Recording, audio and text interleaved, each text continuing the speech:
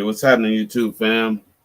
Welcome you to Lil J Show. Of course, I am Lil J. I hope everybody is having a wonderful and blessed day. Hope it's going absolutely amazing for you. Well, day is almost over. It's turning. It's nighttime now, ladies and gentlemen. Which I know you already know that. But I hope y'all's day was good. I'm trying to add my code. I'm trying to add my that shit right there. Hey, what's up? I'm just chilling, just now getting started. I'm glad you're in here. But like I said, I hope everybody's day was good. Everybody sit back and relax and uh do what you do. You just smoke, you drink, whatever you're doing. You know what I'm saying? We got a pretty good one today. Kind of bringing awareness to the child abuse. You know, uh, something that's that hit kind of close to home. But we'll talk about that some other time. And I just wanted to bring awareness. I think this is a month that says, I believe it says, no excuse for child abuse. Um, we got a few things, a video I'm put together where we can watch, some videos on, certain situations. It's kind of terrible if you can't stomach it. I suggest maybe you not, maybe turn your head or something because it is some pretty nasty type videos. Well, I'm not gonna say nasty, it's just the way some of these people treat their children. It's absolutely ridiculous. So we got a couple of videos on that, and also we trying to get us some donations to help with this situation. Trying to get some donations to send to I believe it is called preventchildabuse.com. It's a non-profit organization. I was reading online about it. It seems like it's really good. They help with children in abuse. Even they help the adults. That's if you're being abused. They kind of help you with certain situations. Try to get you out of your bad situation and put you somewhere where you don't have to worry about being abused. It's a really good organization. I believe I do have the website. I did put it in this video that we're getting ready to watch. But anyways, I hope everybody is having, like I said, a wonderful and blessed day. I do got to give a shout out to these people because, like, some of these videos that we're getting ready to watch, they're not mine. I'm borrowing them from somebody. I'm just reacting to them. So, you got Explore with Us, really good channel. They have some good content. If you never heard of them, I suggest maybe you go over there and check out some of their videos and subscribe to their channel. And also, we got Crown Fix. I watched a few of their videos. Pretty good channel. And yes, I am reading them. I wrote them down. I can't remember all of them, so I wrote them down. Yes. And Unspoken Crimes. I got to give a shout out to that channel, man. I watch a lot of their videos. I react to quite a bit of their videos. They usually have a lot of. They have really good content, really good content on their channel. And also Crime Culture. Shout out to them. We're going to use a couple of their videos we're going to react to this evening. Of course, Law and Crime. Everybody knows about Law and Crime. They covered that Diddy case. They was on that. Anything that happened with Diddy, they knew about it. Just like TMZ. And that's about it. But we finna travel all the way up to New York, back down up to New Hampshire, down to New Mexico, Palmdale, California, Florida, Indiana, New York. This stuff is everywhere. y'all. This child abuse is everywhere. You got it's a shame, and at least we have people out here like me and the Brighter View, and then you got the Prevent, and I'm pretty sure there are a lot of good organizations that will help people with this. But I really zoned in on this Prevent Child Abuse organization. Um, it seems like they're pretty good. I've seen, I read the ratings, and they help people really well, and their response time is good. And so actually, like I said, I wanted to try to see if I can raise some funds and donate to them. I am going to actually show. I mean, whatever the funds that we do get, I am going to go live and show myself donating everything, every penny that I get on this live tonight. I will show that I'm donating to them. And also, if you do happen to donate to me, first of all, let me say this. If you don't want to donate to me, excuse me, you can go to that website. It is called preventchildabuse.com, and you can donate through them. So the reason why I'm asking is because, like, I think the lowest amount on their website is like $25. You know what I'm saying? So I'm saying I'll take anything, even a dollar, whatever. But it's all gonna go to prevent child abuse. That organization. So if you do cash out me, you can cash out me. It's scrolling down at the bottom, Lil J Show 74. And when you do cash out me, just how it has a little memo. You could put your name or whatever you go by, and on my next live, once I show that I am donating that, I'm gonna shout whoever cashed out me. Give you a shout out, give you the round of applause for helping. Uh, so I'm hoping we can raise some awareness tonight. I really hope so. And while we're doing that, just kind of have a little good time, maybe some laughter, maybe some sad moments, but we just want to just bring it to you, bring the awareness and everything. So how you doing today, Miss Ross? Oh, I'm doing just great. I'm ready to watch these videos and give some feedback. Oh yeah, yeah, yeah, yeah, yeah, sure. And also, like I said, I do my the panel is up for discussion. If you feel like you wanna jump in here, you got something to share. Just I'm gonna put the link in the chat, and let me go ahead and see if I can do that right now.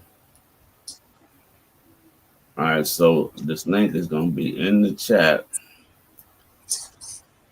So if you feel like you want to share anything, uh, hit that link. Come up, share, tell your story. If you know anybody that's going through certain situations that may need the help, you may be able to answer some questions. If I can't, I can refer you to someone. You know, so uh, without further ado, let's get into some of these videos. Well, I want to read this disclaimer before I do anything. Like I said, some of these videos aren't mine, and then it might be a little graphic. So I'm gonna read this disclaimer. But hey, can you see that link in the chat, Roz? Yeah, I can see it. Okay, good, good, good. All right. So this is the disclaimer. Excuse me. So the content of this video is provided for entertainment purposes only. I do not claim ownership of any material featured herein. All rights, trademarks, and copyrights belong to their respective owners. Warning: this video may include foul language or scenes of violent behavior. It is intended for mature audiences only. Viewer discretion is advised. All right. So, with that being said, let's get into some of these videos. The link disappeared. Okay, I'll slap it on there again. Okay. Oh, let me know if you can if y'all can hear this. Okay. Let me know if you can hear it, Rob. She's underneath the rock. Yes. Okay. Good. Try to take the light off for a second so we can just. So as rocks in the morning, really careful that you don't break anything, crush anything. Yeah. And she can show you close.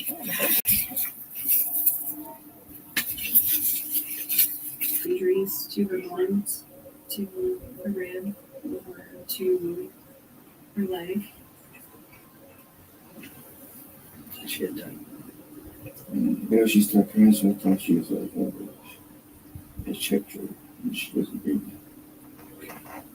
In a quiet corner of Eddy County, New Mexico, a terrible secret lay hidden for almost a year. A baby girl, only 2 months old, vanished without a trace. Her family stopped asking questions. Her parents told no one. And for months, the truth stayed buried.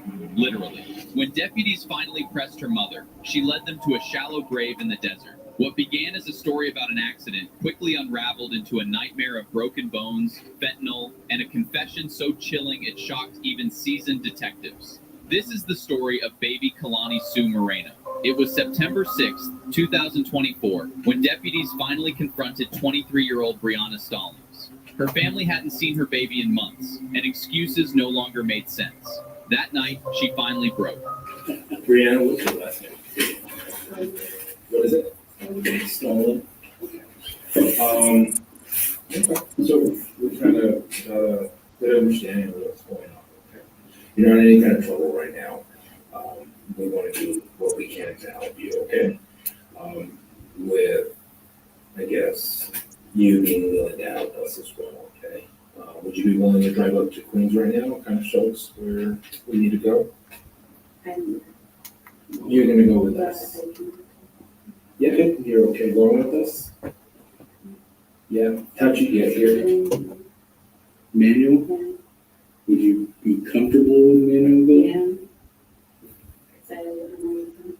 How'd you guys get here? That's not bad. Yeah. She directed officers out into the desert west of Carlsbad. Calm and detached, she pointed to the dirt and said, "Right here."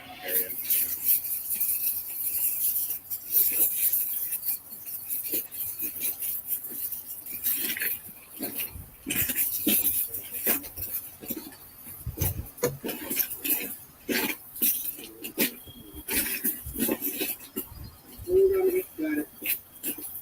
For the rockets? Okay. Oh, right on my spot. Yeah. Right there? Yeah. She's very good. I want to just stick Wow. it in there like a big old pimple. With all of the big faces. She's underneath the rock? Yeah. Mm. Those rocks. Try to take the light out for a second so we can just. What's that? These rocks right here. Yeah. Okay.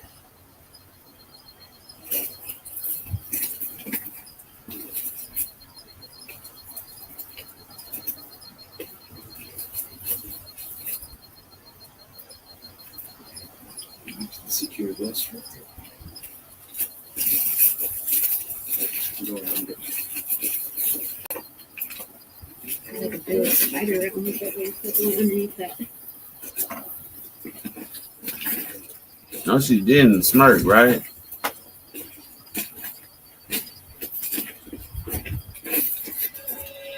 For detectives, the case shifted instantly. This wasn't a missing child. This was a homicide investigation.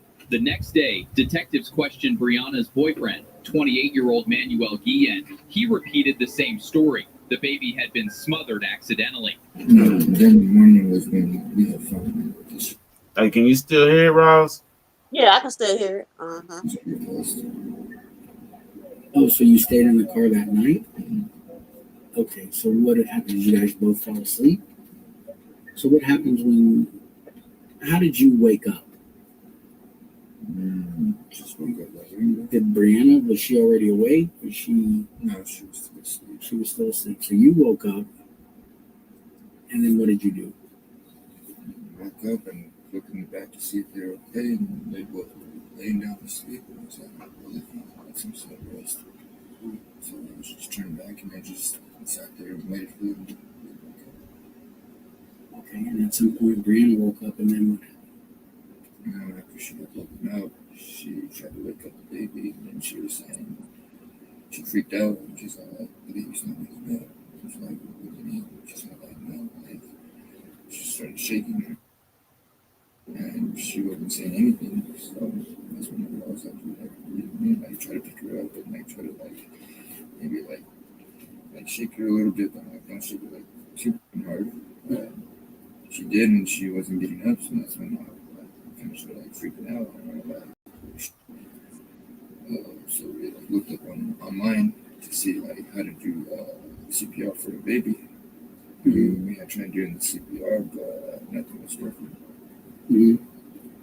Did you try to call 911? Wow.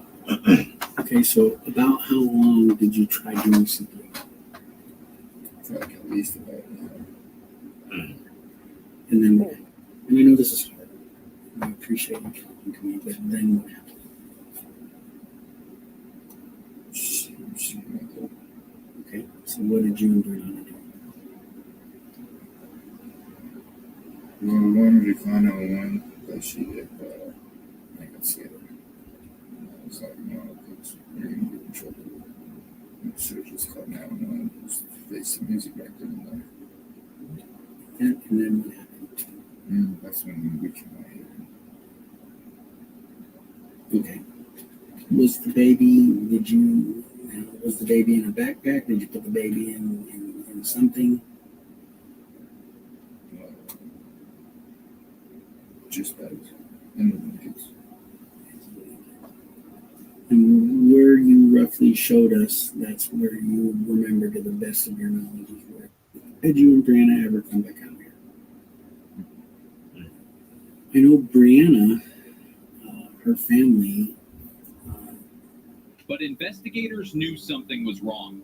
Accidents don't end with secret burials in the desert. On September 7th, investigators returned to the desert to exhume the baby's remains. Each step was slow and careful. What they uncovered wasn't just evidence. It was the fragile body of a child whose voice had been silenced. The remains were sent to the medical examiner, where science would soon unravel Brianna and Manuel's story.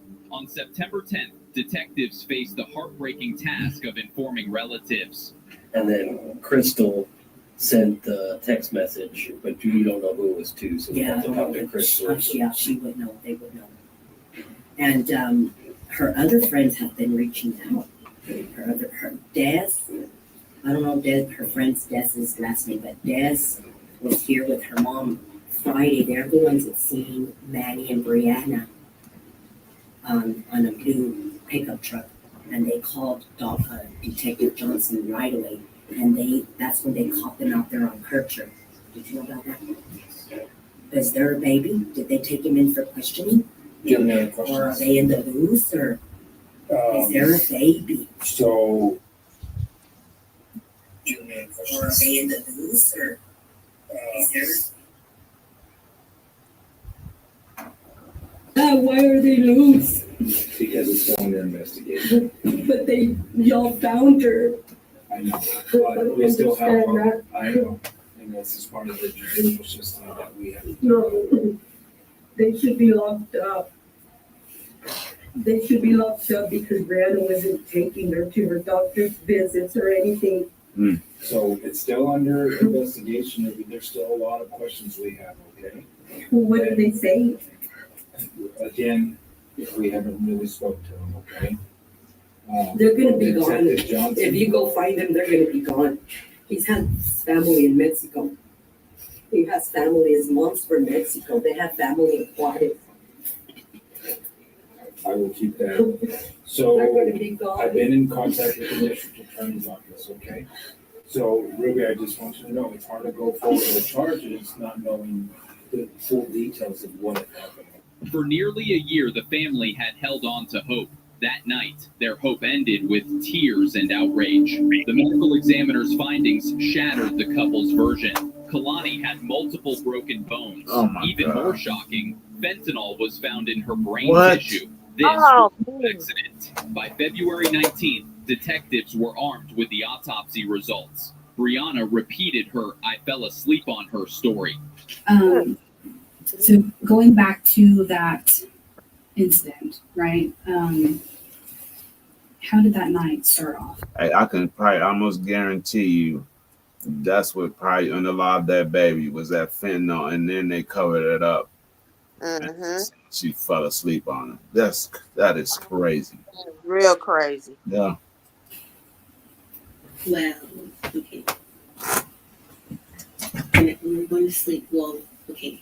I was tired, and because the whole cartoon, I said that. But the actual thing was we were in the bed. And I slept over her. Okay. And I didn't wake up because I took the allergy pills. Okay, so what address was that at? It's the Queens Highway. The 617 Queens Highway? Yeah. Okay. So you were in your bedroom? Yes. At the time, at first, we were there because she kept crying. And I didn't know what was wrong with her. Because I would give her bottles. And I don't know. And then I would, pat her back. Sometimes have gas, right? Sure. And I don't know what it was. She just kept crying and crying and crying. And, they say put skin to skin. So she was right by me for a while. And then I was like, maybe I should just keep her here. But I didn't think, to put her back, put her in a crib or wherever, So I left her there with me. And when I fell asleep, I woke up this morning and I was trying to give her CPR. What did you decide to do? I just put a plastic bag and everything and just Okay. So why before did you tell us y'all were in the car? Well, because at first, the time we were in the car to try to calm her down. So before you guys went to bed, y'all were in the car? Yeah. So there was some truth to it, just not. Okay. After the hours, because I was trying to calm her down, and, sitting in the car with it on would help her fall asleep or whatever, and nothing, and then we went back in. Okay. I guess I'm just confused as to why y'all would say that you were living in the vehicle. And we were just staying in, I don't know. I don't know why I said that. I was just freaked out. Gotcha. That's why. Okay. But no, that actually happened. We were sitting in the car, and then we went back in the house. And that happened. Did you ever live in the car? Or was that just something you came up with? No, we lived there, actually, at that address. Okay. When confronted with the fentanyl evidence, she denied everything, claiming Manuel didn't even use drugs. They did do an autopsy on Kalani. I'm sure you're aware we had her for a bit. So she did test positive for fentanyl. Do you know why that would be? I'm not sure. Okay. Do you use fentanyl? Does Manny use fentanyl? Has he used fentanyl? He hasn't used it whenever we got together or anything that I know of. Okay. So there had to have been somebody that she was around that was using, because the baby wouldn't have tested positive if that wouldn't have been the... Brianna, it's important you be honest with us, because honesty is going to go a long way. So the only way that the fentanyl in her tissue, still after all this time, was she was exposed to it. We know who did it, right? I believe you when you say you didn't do fentanyl. But I keep hearing from other people, family, and Manny's family, that you may have a fentanyl issue, fentanyl problem. Would he use often? The time that we got it, I don't know. I mean, maybe after the incident and all that, probably. But that wouldn't have around it after the fact. Do you know what I mean? Does that make sense? In the short time that she was alive, she had to have been around somebody that either smoked it or something, right? So was she crawling at the time? Okay. She was still young. Right. I had to grab her and still carry her.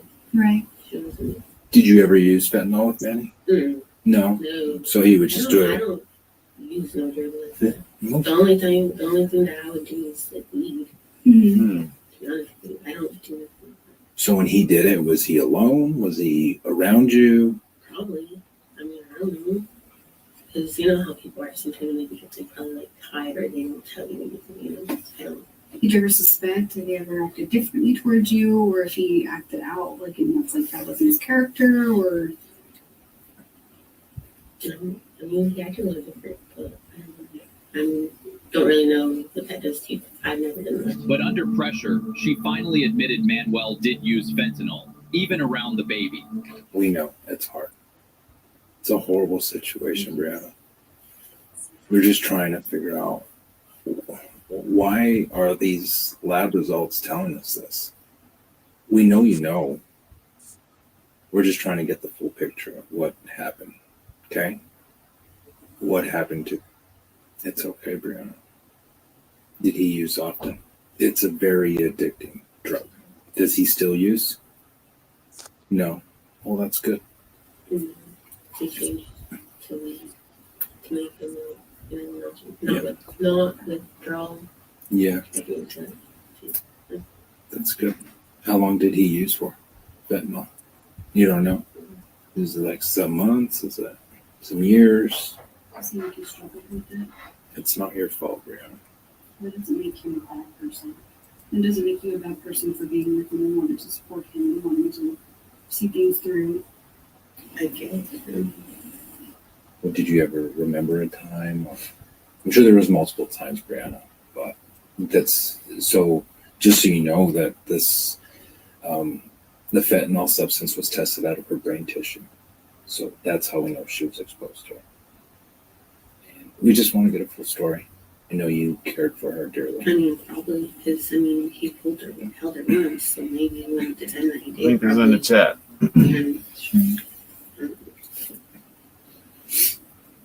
When asked about the broken bones, she grew silent, denying over and over that they hurt the baby. When we reviewed the autopsy, there were also some injuries to her bones. And one was before she had passed. Do you know why she would have injuries to her bones, to her rib, or to her leg?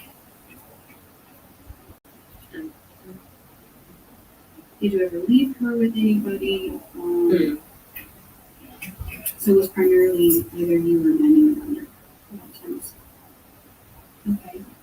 Was there any point in time where Manny ever harmed her, or you thought that he might harm her or harm you?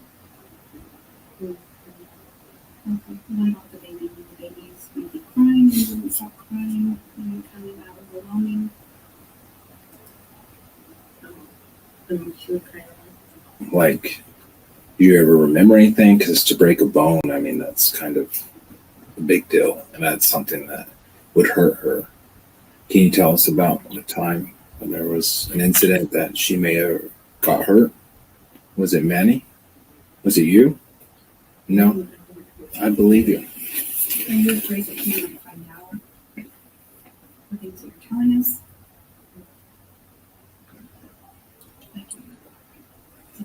Did he hurt her? It's not fair to you, and it's not fair. You've been carrying this for a really long time, Brianna, and it's time to let it go. It's time to be truthful. And it's a lot. What happened? Did he hurt her on purpose? Yeah. Oh What did he man. do? It's okay. Did you really?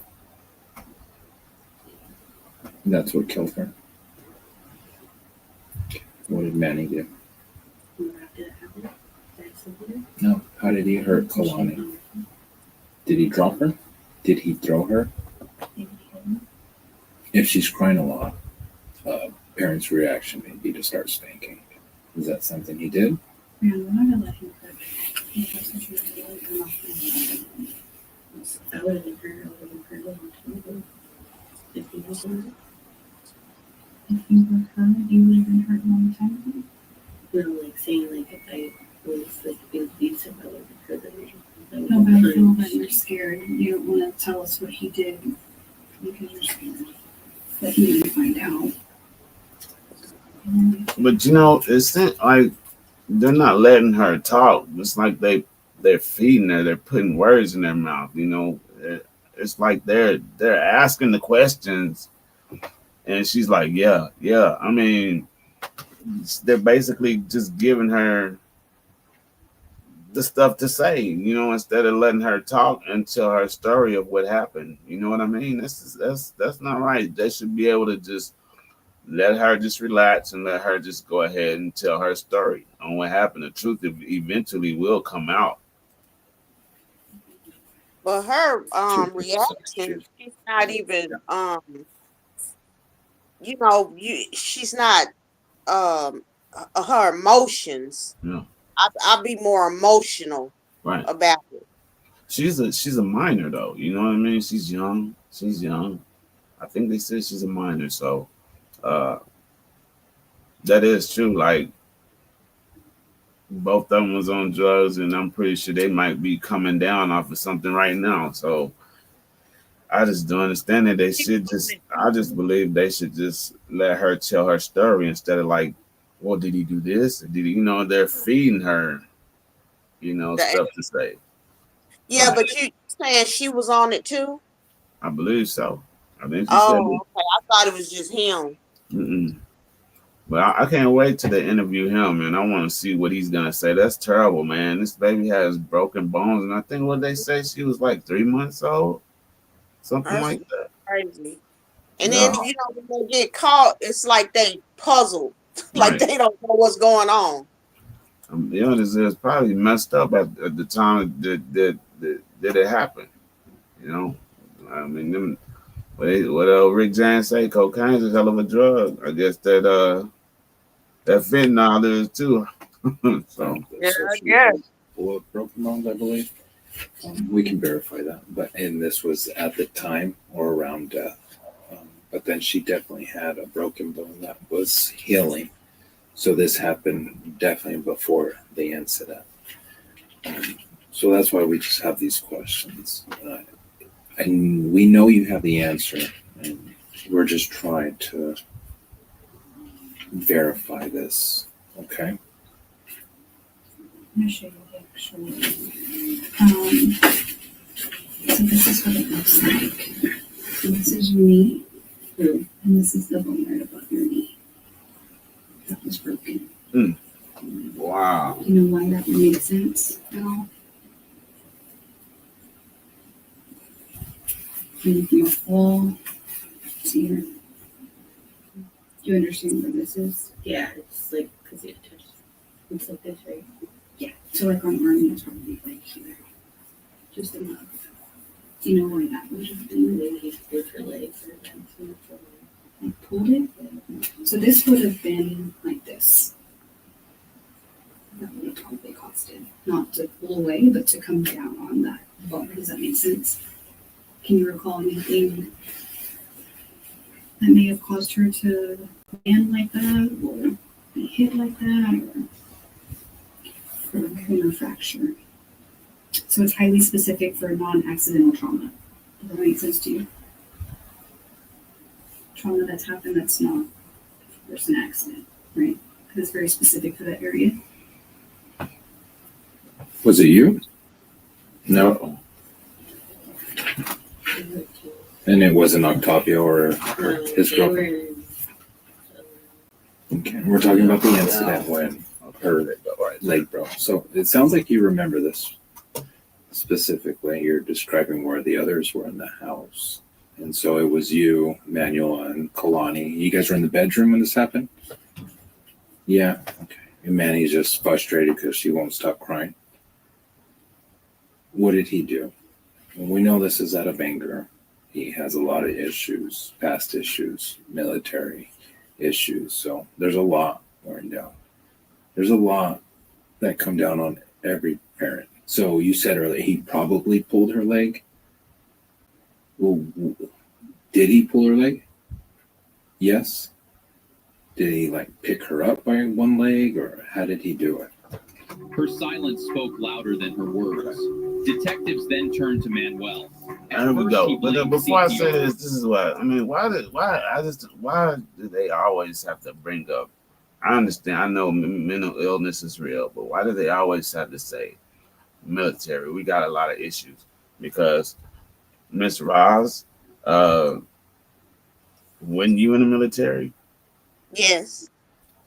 did you feel like abusing your child? No. Weren't you in the war? Yes, I So was. why do they always have to say, just try to make that a big issue? Like he was, this is the reason he was, they were going through this. He's a vet, and this, I don't understand that. Yeah. Because it's not just the military, No, it's other people too. true. And abuse is abuse. I mean, he had to have picked that up from somewhere. Maybe he was abused when he was a child. But Hmm. let's see what he's talking about. Yeah. I think he finna break it down. He finna go and just tell his story. The broken bones. And what did you do? I woke up and I was picked up with the Brianna, so like, hey, the baby's skin scored, like, she's not waking up. That's when we went on our phones and we tried to look up Google and we tried to look up different ways of CPR. And we laid her on the ground where it was a flat surface. And then we started doing CPR like a lot of times. And then we put her on her stomach, like kind of on my knee. And then we kind of did it like on her back. But she wouldn't wake up. So Brianna found her. And I did. You said she woke you up and she said that she was cold? No, I was the first to wake up. But you don't know where the injuries came from? No, the only way for the CPR, I know for sure because we probably met over Johnny from being freaked out. Okay. We did do it a lot. Like I know it was more than most of the times. Okay. So she had another injury picture. Maybe this will kind of jog your memory as to what might have happened. So this is your knee, essentially, right? And right here, essentially. Do you see that? More of a, this is like an actual, this is more of like a Diagram. yeah, like here's her kneecap, right? And that's right here on the corner. Do you know why she would have had injury right there? Yes. The only thing that I would know, the only thing that worried me was her lips probably being broken. Because whenever we did do the CPR, that's what only caused the injuries that I would know. Like That we ever yanked her leg. Okay. Sure. You ever say name? Like, Does it make sense? Someone like hurt her or like broke her leg. Something, yes. So how would you explain it? Y'all were the only two with her, right, all the time? So how would that injury occur if y'all were the only two? That's what we're getting. The only, like I said, sir, the only bones that I know that roughly would be into CPR. So typically when you do CPR, you're going to apply the same amount of pressure, right? In the middle. I was kind of freaked out when I was doing this, so. Okay. But eventually, under pressure, he admitted the truth. But I don't believe that the injuries are from CPR. I know they're not from. You're doing good. Just take a second, take a deep breath. We do this for a living. Yeah. You know, it's tough. You're doing the right thing. You're starting. You want to tell us. Okay, so just tell us now. I already know. She was being fussy and I got upset and I had to buy her leg and yanked her. She wouldn't stop crying, so I sat on top of her. And that was long. How long did you sit on top of her? Not long, maybe like a minute. Maybe that's a little bit of time.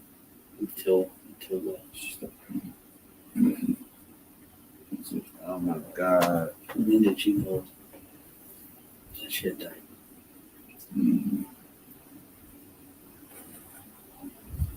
Whenever I got her, she stopped crying, so I thought she was like, I checked her and she wasn't breathing. And that's when we started doing CPR. were you panicking? Didn't know what happened? Why did y'all call 911? Right.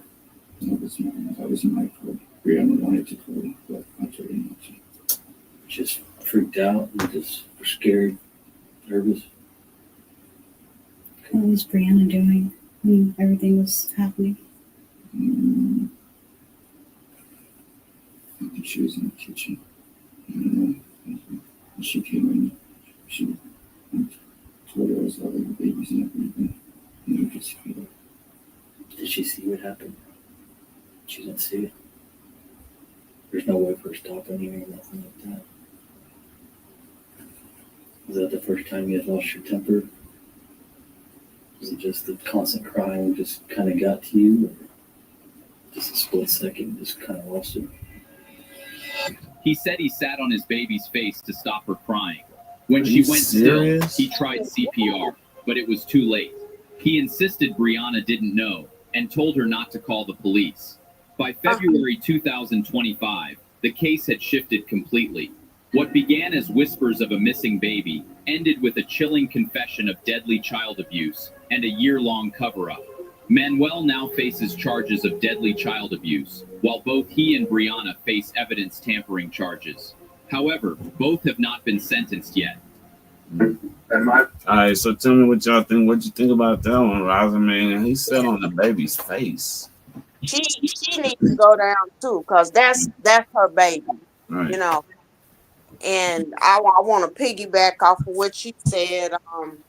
You know, it's either like people like that who have an inclination to hurt a child. They either witnessed it or or experienced it, Right. and then it causes, you know, psychological trauma. You know, like you always saying that you never know who you're beside, like in a store, or you know, someone could come up to you and you know just start shooting or something like that. Right. That's because I believe they had some kind of trauma, and you know, to be like that, to have psychological trauma, Yeah. and you know, I think it just kind of stems from your childhood. It's got to be something. There's something behind it for them to do that. I mean, I'm pretty sure they was probably loaded on whatever drug they was on. The baby wouldn't stop crying. He said he yanked her. So I don't know how the I mean just yanking her leg. I maybe dislocated it. I don't see how he broke that bone above the knee. Oh my That's God. terrible. And then just hit her, bury her under a pile of rocks. Right. That's terrible. Yeah, That, that's crazy. yeah, that's just saying like those people just didn't have souls whatsoever. I mean, you could tell by the way in her interview, you could tell like she was like young and she was probably scared of what she probably thinking like, okay, if I say this, he's gonna be mad. Either way, y'all will never probably see each other again except for in court. So, I'm pretty sure. And he probably was abusive to her too. Oh, That's yeah. probably why she was scared to say something. Yeah. Because I heard the way when she was in that interview, it's like she didn't really want to speak up. Right. And like I was saying, her emotions just wasn't there. Right. And I think she really cared about her child. Oh, she would probably be. I mean, I know I would be losing it. I've been going off. And for him to sit on that baby's face like that, he said like a minute, and I believe it was a little longer than that. He just that's crazy. Well, you think that one was crazy? Check what this guy did, and I believe this man is a police officer. Let's check this out. Oh no! I'm just gonna hit you. No, and that's the infuriating part about this whole thing. It makes it sound like I'm a monster that I beat my kid. Do I spank the kids? Yes. Hey, I want to say welcome to the Lil J Show. I appreciate you guys tapping in. We are bringing awareness to child abuse. We just want to bring awareness and bring it out because this is real. Mental illness is real. I mean, we are losing a lot of children behind people that just, I don't know. I don't know what's going on in this world today, but I appreciate you guys tapping in. And if y'all wanna, anybody has anything to share or anything, the link is in the chat. You can tap in, join the live, tell your experience, or even just have a little fun. Let's just enjoy and see, just see how this world is and why. I don't understand why people would do this to young children. I mean, And to reiterate, it's just not the military. right. I don't know why they keep saying that. I mean, that is always usually one of the biggest things. Or they were Iraqi vet. They were vets. Yeah, it just no, because there are people in this world that went to war that was actually really in combat, came back, had children, and they didn't do anything to their children. You know what I mean? So I just don't believe that. Right. But let's get into this guy. Yes, I mean, we all got cracks here and there. Am I going to do it till I beat them and they can't sit or walk or they're eating? No.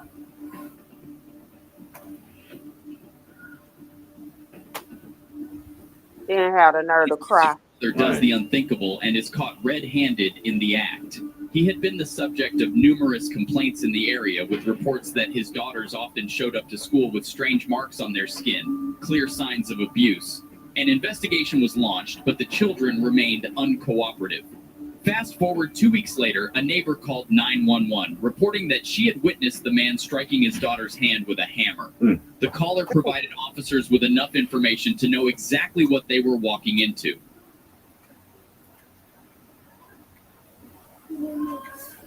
Yeah, where are they at? Were they fighting? Somebody fighting? No.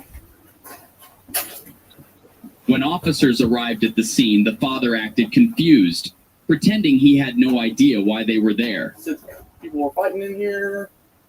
Here? No. Yeah. So they actually get their hand hit with a hammer or something like that. Here? No, why? That's just what somebody called and said. Who else is here with you? Oh, my daughter. Did she come out here? Killian? Looking puzzled.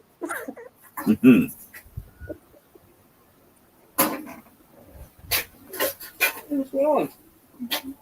Nothing? Okay. That's Your great. hand hurt or anything? She's got a rash on her hand. Rash? What about your other hand? Looks a little swollen. Yeah. Where's that? What happened?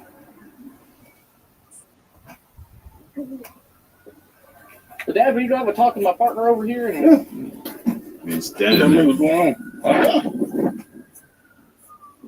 Yeah, phone call. From who?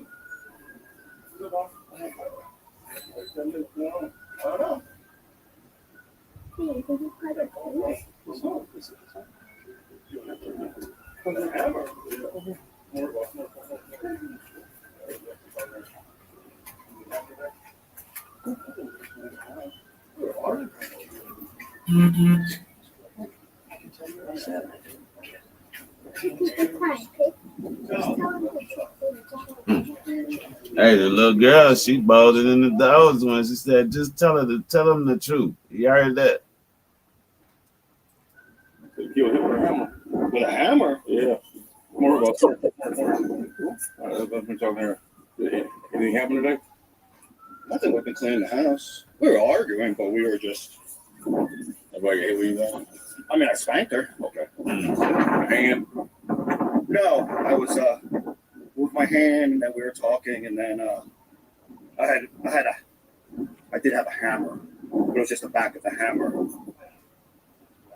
Did you hit her with it? I slapped her with it, yeah. Wow. Face or what? Wow. Just her wrist. Okay. You didn't wrist with a hammer? Yeah. Well, on the back of him. you be entertained, okay? Okay. I asked you what happened. You got a gun on you? And you said nothing happened like that. Now you're saying that. No, we were fighting. We were arguing in the kitchen. Like, when I ask you what's going on and you act like you have no idea, you're like, oh, a hammer? Why would anybody think that? And then now, all of a sudden, I'm like, oh, yeah, I accidentally hit her hand with a hammer. Right. No. So, no, come on. No, come on now, right? I was a police officer. I get it. Where were you police officer at? We woke up. You woke up? Yeah. Okay. This is what happened. So you know that You know the cops get lied to all the time, right? I know. I'm trying to assess. This is what happened. We were arguing this morning. The mom here? No, mom's not here now. No, her? No, okay. We were in the kitchen. Okay. We were got into an argument. I spanked her. We kept fighting. So I had a hammer, and I slapped her on the wrist with the butt of the hammer. That was it. We discussed it. We had a talk. We apologized. We all fought, everything. And then we continued cleaning the house. Is that usually how you discipline your kids, hitting with a hammer? I didn't hit her with the butt of the hammer. I spank her. Well, I spank her. You can tell he lying. Completely different. When your daughter's hand is whelped up and bruised up. Well, like I said, the other part was she has a rash. That's not a rash. Okay. Again, I understand you're a police officer, but at the same time, I do this every fucking day. I got it. I agree with you. I was born tonight, but I wasn't born last night. I get it. Yeah. I slapped on the wrist with the butt of the hammer. And that was it. 9-4 Deckers. You also show 1 to 10. I mean, it wasn't too hurt her. Take it. You all right? Yeah. You sure? What's your hand? Oh, right here. All right, but I just smacked on the wrist. Okay. So. All right. Hey, Neil. LT, we open up your truck. I'm just going to put you in the back, okay? All right. Again, you're not under arrest or anything like that, okay? You're just being detained. I got it. How long were you a cop when we woke up? Oh, about a year and a half. Hey, I want to say shout out to them neighbors, because if it wasn't for that neighbor, that little girl would probably still be getting beat with the hammer. Right. Yeah. Somebody seen it. And shout out to that neighbor.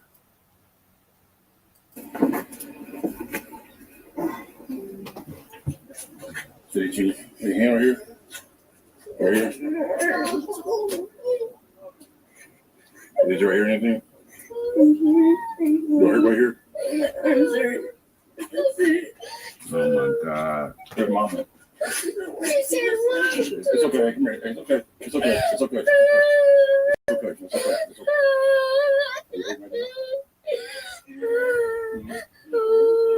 Don't hurt. It's okay. I'm gonna take the kid in the house. That's one house, all right? We'll take him inside. You got a cell phone? Yeah. You got a phone? Okay. Get in the house. That's one house, all right? It's okay. You got a cell phone? Where's the mother? I think they said the mother was at work. Oh, okay. Anyway, you call mom? Is that how phones are? How can you call mom? I know her phone number. You know a number? Is that phone in the house? No, I know. We're just going to call Daddy, okay?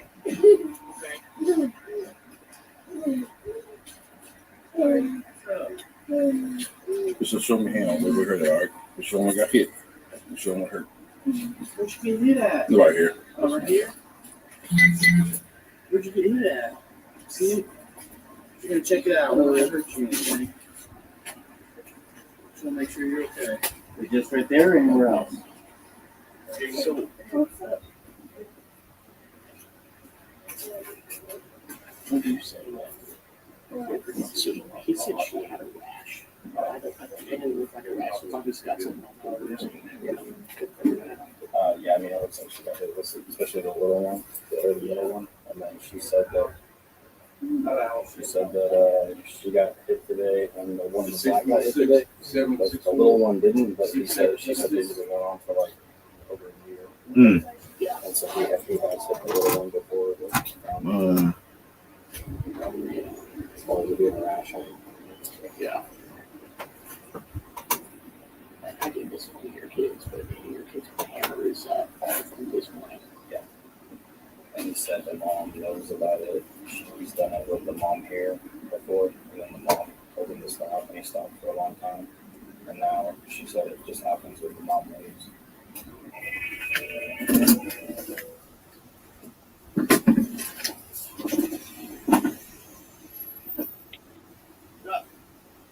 probably going to be a joint response. 324.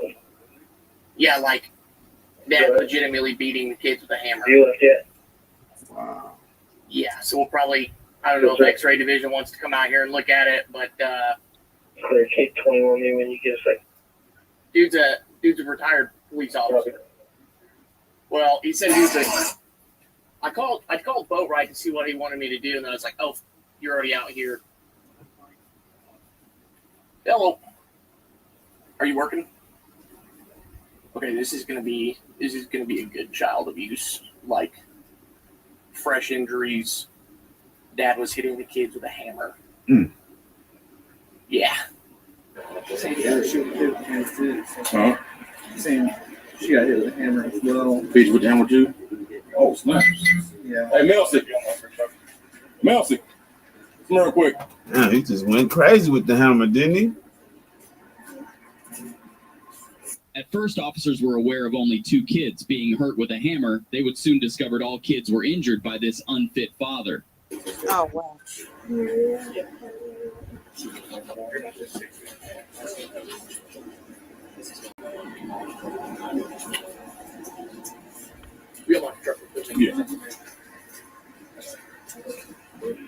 Would you please? Yeah, I'm going to treat.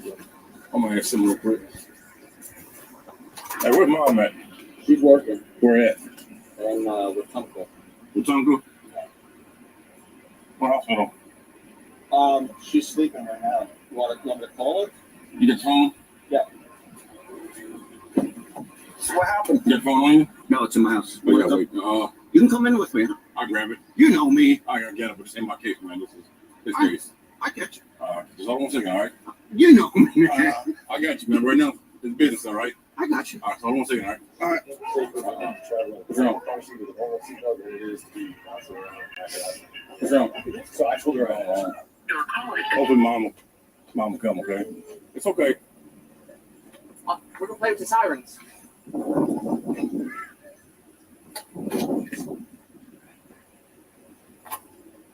Oh, here it is.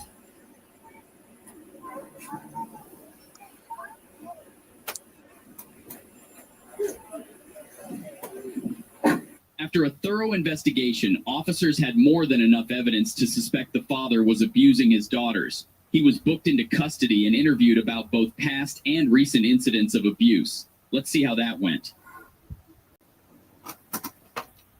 Yes, he did. He did say with Tomka, shout out to who is that? Is it She Love Her Shoes? Yes, sir. Or whatever. I'm not, excuse me. I don't know who you are. But You love her shoes. Yeah, he did say with Tomka. Hey, you guys hit the like button, and if y'all wanna jump up in the, got something to share, you know what I'm saying? The link is in the chat. Jump up in here and tell your story, or just comment. Tell your thoughts.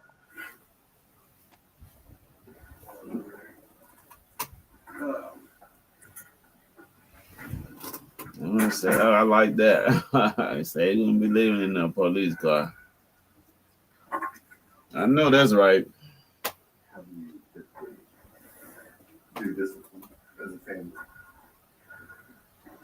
Like I said, like my wife is the screamer, and my wife is, how do I put it? She's a screamer, but she's the left field, you know. Let's say like the little woman has her makeup, and then she'll be like, "Give me your makeup stuff. I'm not giving it to you." You know, instead of talking to her, and you know, let's say don't watch TV or doing something else. You take her nightlight, okay. Then you take another thing, then you take another thing. It gets to a point where she'll basically be like, "Well, I believe don't care. they said she was a nurse. Take everything, so I'm not sure. I'm not gonna listen to you." So like I said, they're like two cats fighting each other, and it's like, okay, but you know, like I said, I'm more the disciplinary. You know, I'll be like, all right, there's no TV. Why? Because of this. You know, I try to talk to them.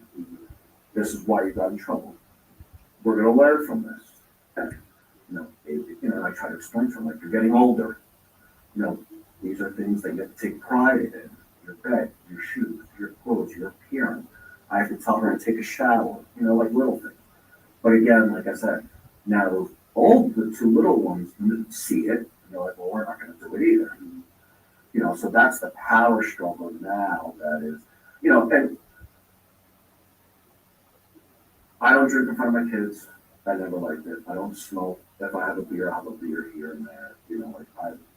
I grew up in a blue collar town. Like your dad went to drink and you didn't see him until 8 o'clock at night. Like I never wanted my kids like that. I would say I grew up in a broken home, but I was like, I didn't want to be that dad. I lucked out. I was able to raise my kids. From day one, I don't know about you guys, but to be able to stay home with your kids and still have a job and do stuff, be able to do everything, it got to a point where the school didn't even know I was married. Like my wife showed up and they're like, who are you? Because we have different last names. We got married and they're like, he's not married, who are you? Because they didn't know who she was because I did everything. The events, the awards, daycare, like I said, everybody knew it was me. So, like I said, I want them to learn from their mistakes. Because God, that's right. Those are children.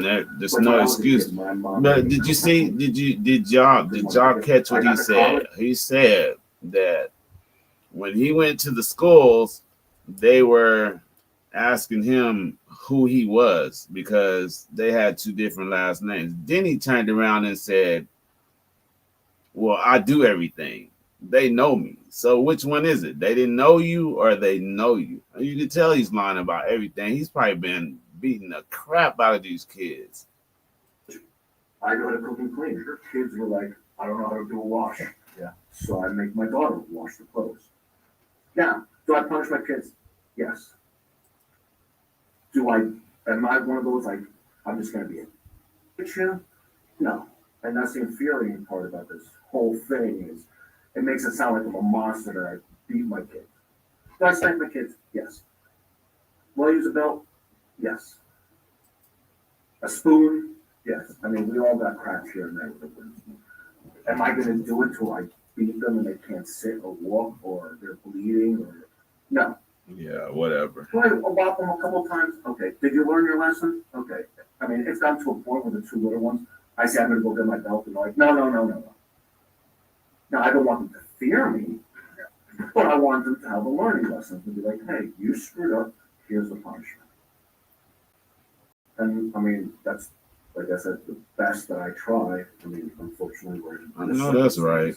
But, I mean, when I punish my kids, I don't go, I'm just going to beat you until, you can't sit. No, I'll give them a couple laps. But then I sit down and talk to them. This is why I punished you. We're going to learn from this, so we don't do it next time. And I'm one of those, like, I'll say it once, I'll say it twice, but you're going to get punished. I'm not one of those, like, I'm just going to come around you and smack you in the head and be like, you're an idiot. I try to be as positive with my kids as possible, reassuring them, hey, everything's going to be okay. You're great. If you have a good day, hey, I tell them every morning, we get in the car when we leave. You're smart, you're beautiful, you're okay. But let me beat you. When you get out of school, how do you do today? Let's go over your homework. So as far as punishment, I'm the enforcer, but I make punishment a learning process. I don't just punish them and say, well, take it. You acted out, you got punished. Here you go. But my punishment has a reason. I don't just say, I'm just doing it, don't ask. I punish you for this. This is what you did. Next time I'm not going to do it. I told my kids, you're going to do it 1,000 times. You're going to get punished 1,000 times. I still love you. I'm going to get mad at you, but it's a learning process. We will get past it. And they be the same. So, what happened yesterday? Yeah, tell us. I got up. She had made eggs for herself. No problem. Don't have an issue with it. We were cleaning because the day before we had gone to the zoo, everything was fine. The day before that, we went to the circus. Everything was fine. But since she hasn't been on her meds, she has times of,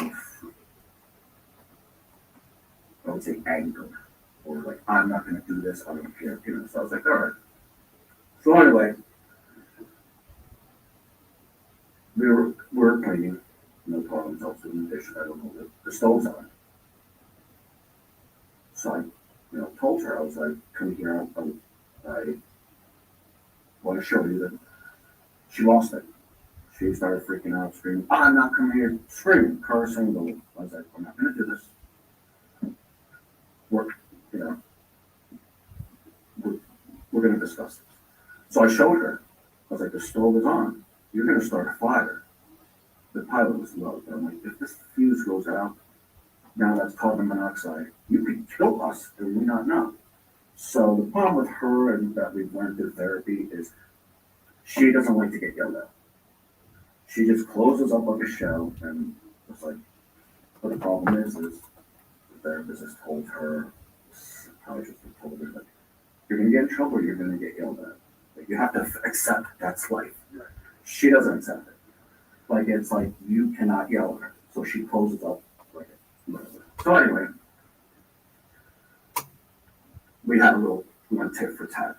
So it ended, she was upset now because I yelled at her. So I was like, you can blow this house up and kill us. So like I said, it was a learning process. I was like, make sure, turn this off. I was like, I want to be able to trust you. But now, I'm not going to let you cook if I'm not home. Now I'm going to have to watch you. So she got upset. So my kids take stuff and leave it in the most random places. So I found a hammer. I was like, all right, I'm going to take the hammer back into the room. So I was carrying that. I guess that the head of it, yeah, in my hand, and then I call it the butt of the hammer. So I'm walking around, I took it and I hit her in the hand with it. Right. It's not hard. So she got mad. So then she was like, well, started getting all defensive, started cursing, and well, I was like, we're not going to do that. So then, oh, you're not going to do anything. So I hit her again. I was like, we're not going to do this. I was like, we're not going to fight. This is your sister. Oh, you don't do anything to them. Blah, blah, blah, blah, blah, blah, blah, blah. Like, all this, like, putting me down. And so I hit her on the phone. I said, we're done. Hit her in the butt. Baby, twice. She started crying. Okay. I'm like, we're done. I'm done with these comments to your sisters. They're mean. They're not, hating. So anyway, we were done. Everything was fine. I went about my business. She was cleaning. She was upset. So I give her space. I'm like, cool down. Talk about it later. I told my daughter, this is the rabbit hole we're going down. When DHS came, when we had the issues at school, when she was going to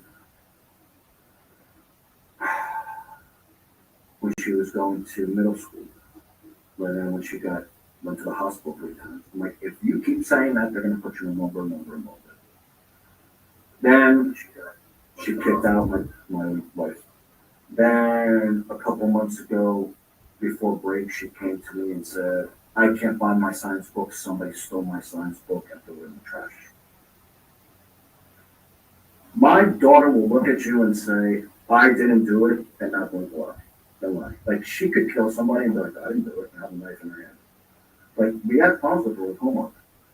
She would be on her laptop. I did my homework. I go in her history. She was looking at YouTube for the last 4 hours. Never did homework. Straight faced. That's why we had an issue with DHS because of her lying before. So she embellished a lot of things and became, this. Well, it was really this. Well, it was really this. And like I said, she could say one story. You got to take it with a grain of salt. But I believe her. She is my daughter. I don't care if she did it. I believe her, and then whatever happens. But do I try my best to be the best dad? Do you try the best to be the best police officer? You try to make the best of it. How can we fix this situation? I had plenty of calls where I would go to domestic and it was the same call. This is the same family. You're like, you knew the parents did, and you were like, you are the most horrible parents. I respect you guys. We both in this world. But I don't want to be that person to be like, oh. We will, you know, as a parent, what do I do? Pause. Drink your water, relax for a minute. We're gonna grab a drink. Yeah, just like, let's take a couple minute breaks. Yeah, we'll be right back. In the end, the father was charged with multiple counts of child abuse. The case is still pending as the investigation continues. You're exactly right. I heard her collapse on the floor. Yeah, exactly right about that. Talking about her signature. The doctors explained that the pain was so excruciating, that's probably why she was unconscious. Before we get started in this, I want to ask that. I guess Lover's Shoes. I couldn't really see that, but with Tomka, isn't that some part of Alabama? And we talking about the same with Tomka?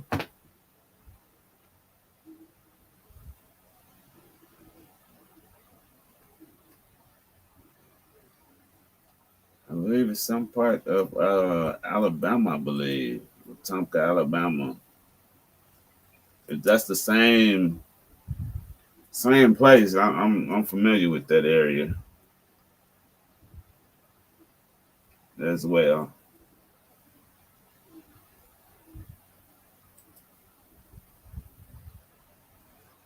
Keep her alive. I do believe that you did try to keep her alive. But I didn't do anything to hurt her. That's the part I don't believe. I have no reason to hurt nobody for any reason whatsoever. They are just kids. A 2-year-old child's life hangs in the balance after an incident inside a Florida camper. With no cameras and no other eyewitnesses, police zero in on the one who was with her at the time, a man who says he has no idea what happened. It's not until medical findings come back that investigators realize they may be in the presence of true evil. You know how sometimes you just get that feeling like these people ain't normal? The following report is based on official police records, and the footage has never been seen before until now. On May 3, 2022, a case manager at Advent Health Waterman Hospital in Tavares, Florida, calls the police when a toddler arrives at the emergency room in cardiac arrest. I have a 2-year-old that was brought in with suspected abuse. The baby's being transferred to the ICU at Advent Health Orlando. The child's mother, Kristen, says that an unknown incident occurred that morning while her baby was in the care of the man she'd been seeing recently, 24-year-old Travis Thompson. However, they didn't call EMS until they were at the parking lot of the damn smoker. So I don't know where the incident actually occurred because they pulled over on the side of the road and called EMS. They did not call EMS while they were at home. So they called EMS on the way to the hospital? Correct. They said that she was breathing, but they started CPR there at the house, and then they were driving, and she went unresponsive and pulled over and called 911.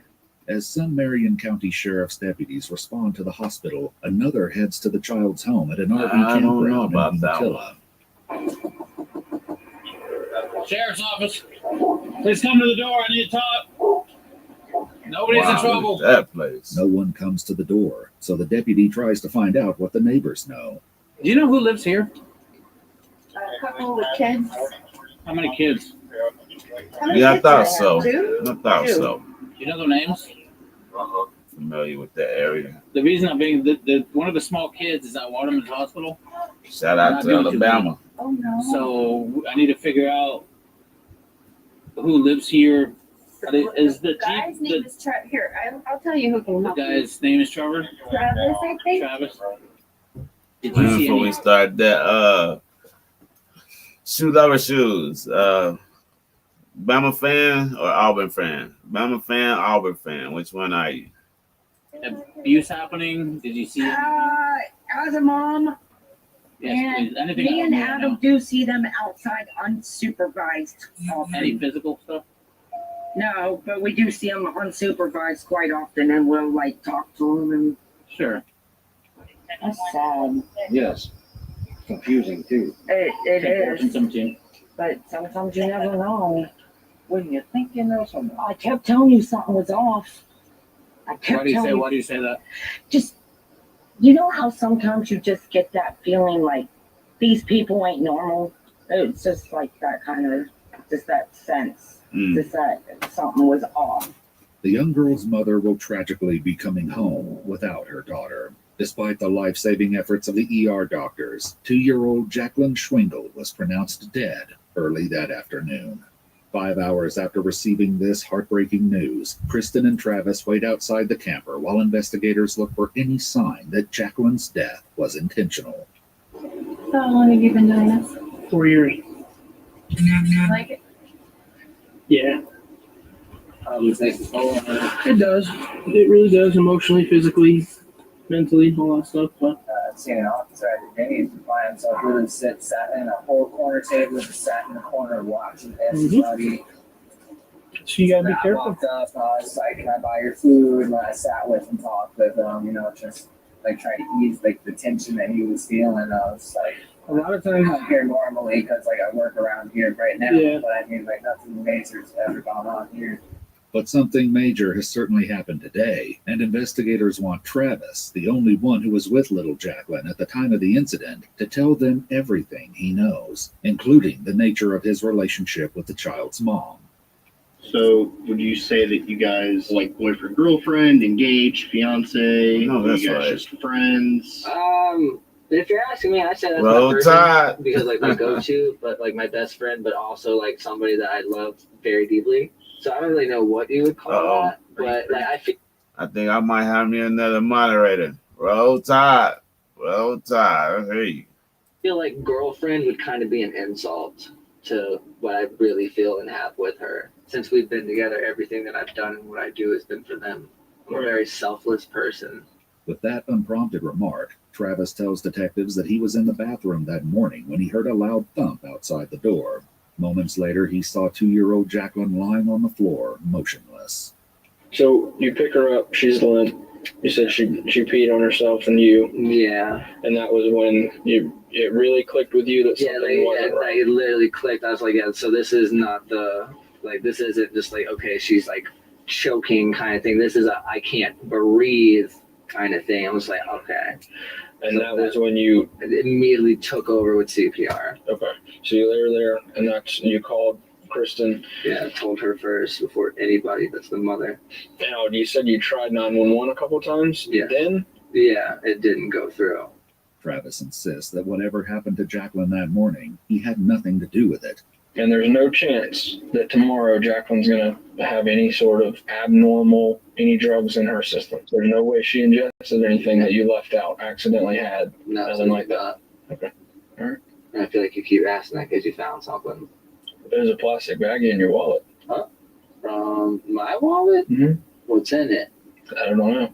I know that's right, man. That's but terrible. No, I promise you, there should not be anything abnormal. I'm just bringing awareness there should not be. There to could be. There's no way.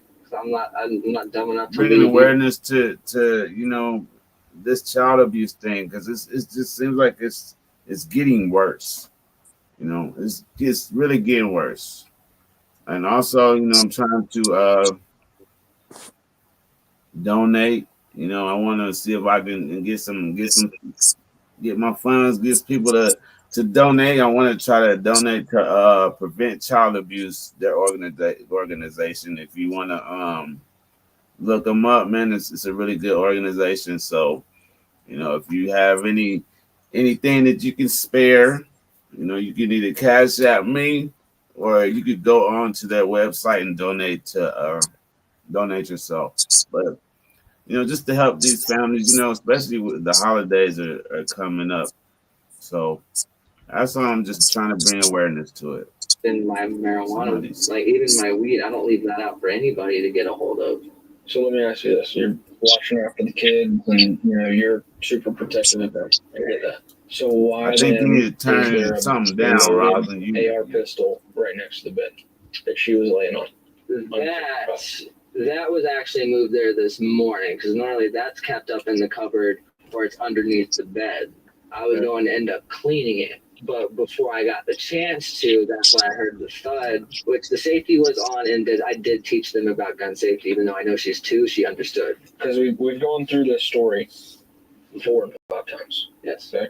Every time You've completely left that part out. Which part? That you got these guns out of the cabinet. Well, yeah, because I didn't really think that would have anything to do with it. Okay. That's why that. But Travis is right in that Jacqueline didn't die of a gunshot wound. The next morning, the investigators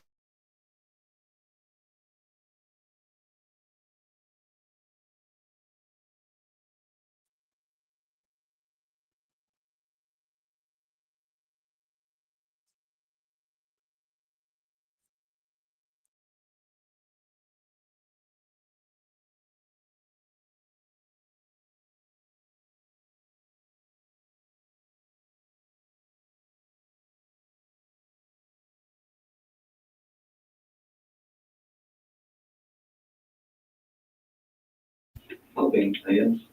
Well, I always appreciate help, but just to clarify, you're not being forced to make any statements or anything like that.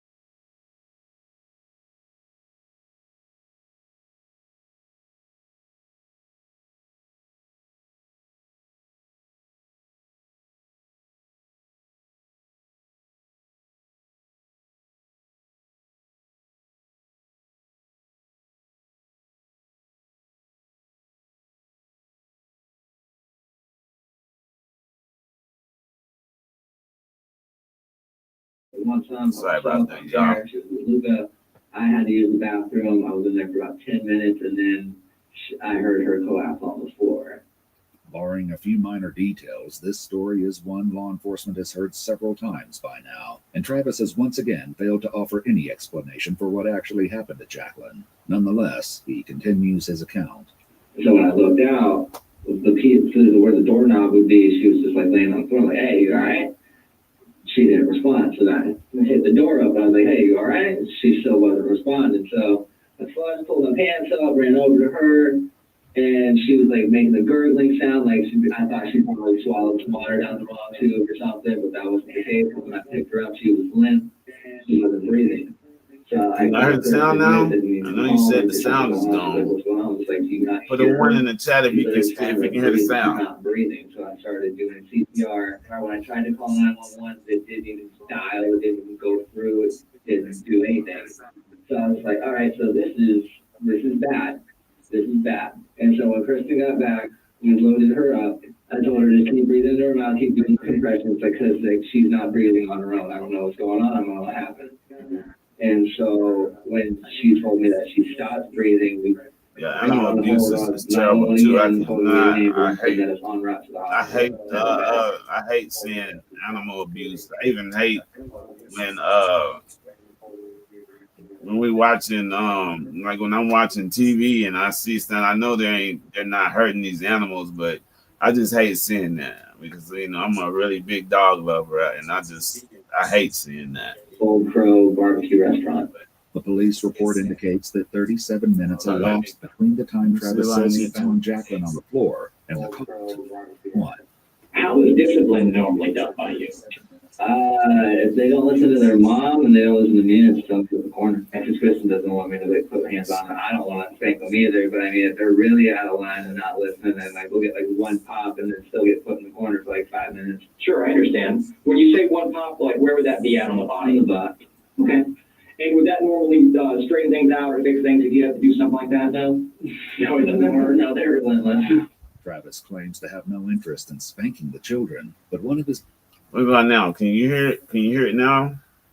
neighbors at the campground said he had reason to think otherwise. One time, it's probably about almost 2 months ago now, I heard her arguing with them about it. Yeah, I can hear it. The lady says she can't hear it. You physically see it? I didn't see anything, but I heard them arguing over the fact that don't touch my kids' hands. So now that you've been able to think about it for a day, what do you think happened? I don't know. That's what honestly bothers me, because the deeper I think about it, I can't answer. Can everybody hear it? Rosin, you can hear it? Can everybody hear it? I can. Yeah, I can hear it. Okay, good. I don't know. I hadn't heard nothing back from. If you can't hear it, just let me know. I've asked other family members, like, what do you think could happen? There's like, oh, it could have been like a brain aneurysm, or it could be lupus, or this, and I'm seeing someone else mentioned lupus too, but I was like, there's no way. And they're going she's 2, And everything was fine all the way up until you went into the bathroom. Yeah, as far as you. Yeah, as soon as I saw her collapse on the floor, my whole world flipped upside down. What happened? Travis isn't finding his way towards an explanation, so the detectives reveal that they already know quite a bit more than they've let on. Well, there was an autopsy that was done this morning, and like I said, we're not doctors, and they haven't even released the final report yet.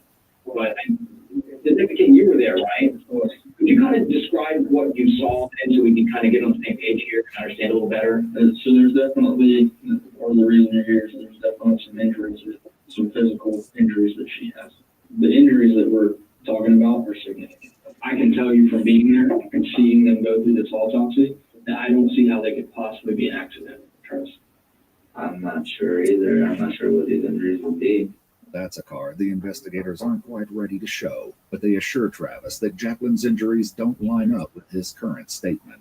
Whenever the doctors looked at it, whenever they did the autopsy, they were looking at this injury and they're going, this injury doesn't seem to make any sense with this sitting on a futon and getting a hurt thing. And you're really something from before and she wasn't in my care. So that's why a polygraph, a lie detector, would be so telling, because if it's outside your care and you have nothing to do about it, the guy that does the polygraph, that's not us, it's somebody that knows how to work that machine. They'll be able to look at it, they'll be able to get a better understanding for that. You know what I mean? It's something that I've seen people be able to tell their families, their loved ones, you know, look, I did this and my name's clear on this. Would that be something that you should be interested in doing today? Not exactly, because I know that myself and God knows that I would never do anything to harm these children. But the detectives aren't quite as convinced, partly because of the skeletons lurking in Travis's closet. Have you ever been in a situation where you've been worried about, accused of like abusing a child or hurting a child or anything like that in the past? I have. Is Kristen aware of that? Yes. Okay. Indeed, Travis was a suspect in a previous case from 2019, 3 years earlier, when he admitted that he broke a child's arm in what he characterized as an accident. Yeah, that one I can admit that I was not paying attention. I put him in the center of the bed. I turned around because I thought somebody knocked on the door. Looked out in the hallway. Nobody knocked again, and I just sat down. Okay, but as soon as I felt him under me, I immediately stood up. I was like, are you okay? Immediate remorse. Immediate, like, guilt. It's like, are you okay? Are you good? Like, but no one died in that case. No. Right. But somebody did die in this arm? Yeah. Yeah. So, but that's nothing that was inflicted by me. Travis was never arrested in that previous case, but the investigators cannot help but find it suspicious that, in their words, lightning struck twice. Are you a victim of child abuse yourself? Yes. Why would I want to inflict that on anybody else? Well, that's what I'm trying to find out here is if something happened to you as a child and it was traumatic, it can change the wires in our brain. That's what traumatic usually is. It affects people different ways. People come back with PTSD. That used to affect me as a child, but then that cycle was broken by a very good family member of mine, my Uncle Andy, who taught me through a lot. He taught me a lot. When I was on the road, I used to see people get in these arguments with family members, their mom, their dad, their girlfriend, and they would push or hurt somebody, and they don't even mean to even lash out with their body, but they are, and then they would forget, and then somebody would show me a cell phone video, and then they would say, I just saw red, detective or deputy at that point. I blacked out and I don't even know what I was doing. No, nothing like that. No. Is there any spots or times you don't recall that would help us better understand what's going on with this injury? No, because I mostly pay attention to everything that goes on around me and what's going on. It isn't long before Travis begins to feel that he's being unfairly targeted. Well, I'm not gonna lie, I already expected that this was gonna be something that was going to happen. Yeah, you know it. You did it, That's buddy. normally how it goes. That's just my luck. People think that I always have something to do with it. That I'm a mean, horrible person, this and that, but really straight up, I haven't done nothing. I didn't say you had anything. You haven't struck me the whole interview. What we're trying to do is figure out where this came from. The detectives acknowledge, however, that they don't believe Travis is giving them the full truth. And the other part that I'm looking at, like we were talking about with you maybe forgetting something, okay? That this time you told this detective here what was going on. You said you tried to call 911 from the camper, is that correct? Yeah. Did you try to call 911 from the camper? Yeah. Okay. I told you that too, but it really did not go through it all. So here's the problem that I have with that, okay? You gave me a consent last night. It records everything that phone does, and there was no attempt to call 911 from that camper. Like you mentioned, we're talking about the polygraph. You've taken a lot of detective tests. Okay. Right now, I've got some information here that it looks like something's missing, right? You agree with that? That's what I'm telling you. I don't know. And that, for your own protection, you want to go down there and sit down with that detective in there and go through that process with him and show, hey, look, I passed it. I'm telling you the truth. This is exactly what happened. Then I take that and say, yeah, okay. I don't need a polygraph test to tell you that. I don't know you any better than you know me. It's just another way that yeah, but how you guys aren't trying to turn anything around to use against me. It kind of sounds like a setup. What do you think? What kind of setup? I don't know. Like you guys are trying to get me for something. But if there's a broken bone within the time of when she's been staying at her mom's and we have not exactly been together all the time, then that had to have been some point when I didn't have her, because and she's with me, she's super chill, she's happy, she does not care. I can tell you from the timeline and speaking to a doctor that has done this for decades, the timeline doesn't line up that way either, with it having happened previously. With yet another explanation off the table, the detectives go speak to Kristen in a separate room, leaving Travis to his thoughts. The question is not, I don't know. Broken bone. Broken from what? Elsewhere at the sheriff's office, Kristen tells the detectives that she'll take a polygraph if it will help the investigation.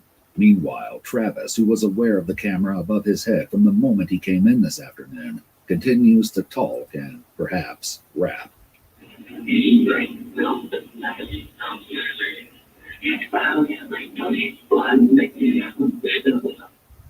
No, it's not even bothering them. I don't think so. There's no way. I said you. This isn't enough good shit. That sounds good.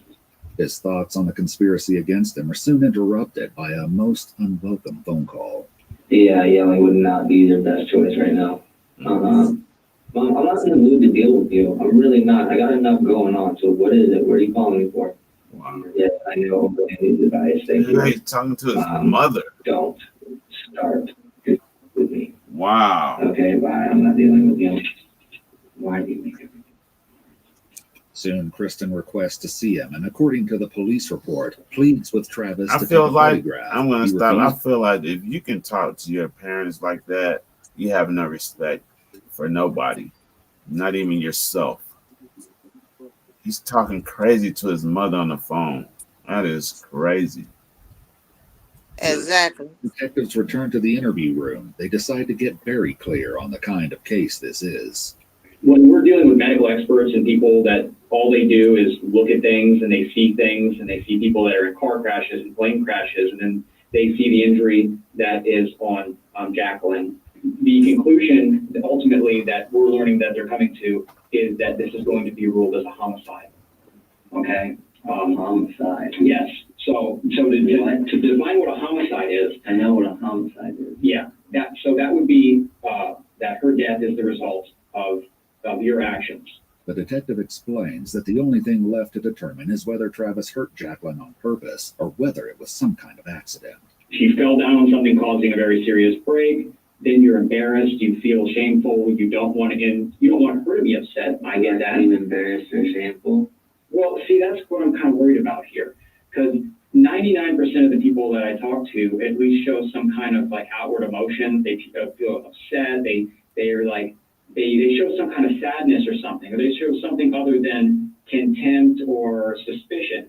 But the whole time I'm talking to you, you look very suspicious, very paranoid, very non-remorseful, if you will. Right. And that's what I'm trying to get here is, are you this like 1% of the people that I talk to that actually doesn't care at all about what they did, that they go out and they find kids to just take out their anger on, or are you somebody that was abused as a child, went through physical abuse, has, I don't know, problems with taking care of children, which is why there was something in the past that happened? This is literally crazy. This is literally crazy. Are you a kind of guy that just says, I'm not taking a polygraph, the whole world should believe me, I wouldn't hurt any kids, look at all these things, they're just accidents, they didn't happen, I don't know what happened, this is crazy, and then they just say this is crazy? Could you imagine like all the things that we've learned, what we've seen with the injury, what we've learned about the timeline, and then we tell you all this, and your statement regarding all these things is, this is crazy. Travis tells the detectives that there are other factors, including Jacqueline's recent hair loss, that could help explain her death, but along the way, he says something that sets off their alarm bells. And there's been times where she would even say, my back hurts, and like even me and her would look like, you're only 2, how does your back hurt? Okay. When did that come up? That's the first time I've heard that. We talked about hair coming out. We talked about all kinds of stuff. I don't think we're talking about that. Point, she would just be like, "Oh, my throat hurts, my back hurts." I'm like, "What do you mean? Like you done nothing? You just got out of bed. Why does your back hurt?" She'd walk around like her spine hurts or something. But yeah, she'd go outside and play. She'd go with her mom. She'd go with me to the store. Like she was fine. The detectives don't linger on the troubling implications behind these remarks, but they will confront Travis with them soon enough. In the meantime, they merely emphasize once again that this would not have been a pre-existing injury. Travis, this morning, I sat in the medical examiner's office and I watched them do an autopsy. There are bones that are broken and they are so severe that there is no playing while this happened. There is no, ouch, my back hurts. That's not this. That's literally and I'm not even a doctor, and I can tell you from looking at it with my eyes. This is why I said I feel like a target, because I never done nothing to these kids, dude. I have no reason to hurt nobody. Okay. For any reason whatsoever. They are just kids. Shortly after Travis makes but his impassioned speech, another just not too long ago, he said that the last kid that he was dealing with ended up having a broken arm. Detective drops by with some news for Kristen. There's been no complaints or anything about the news back being very good. Oh, okay. That's from Kristen. Kristen said there hasn't been any, the baby's not complaining about her back at all. Is that right? Well, that's what we just learned it right now. So, this is set up, dude. This is a setup. Yes, because literally I've seen her. We have both watched her complain. My back hurts. My throat hurts. Okay.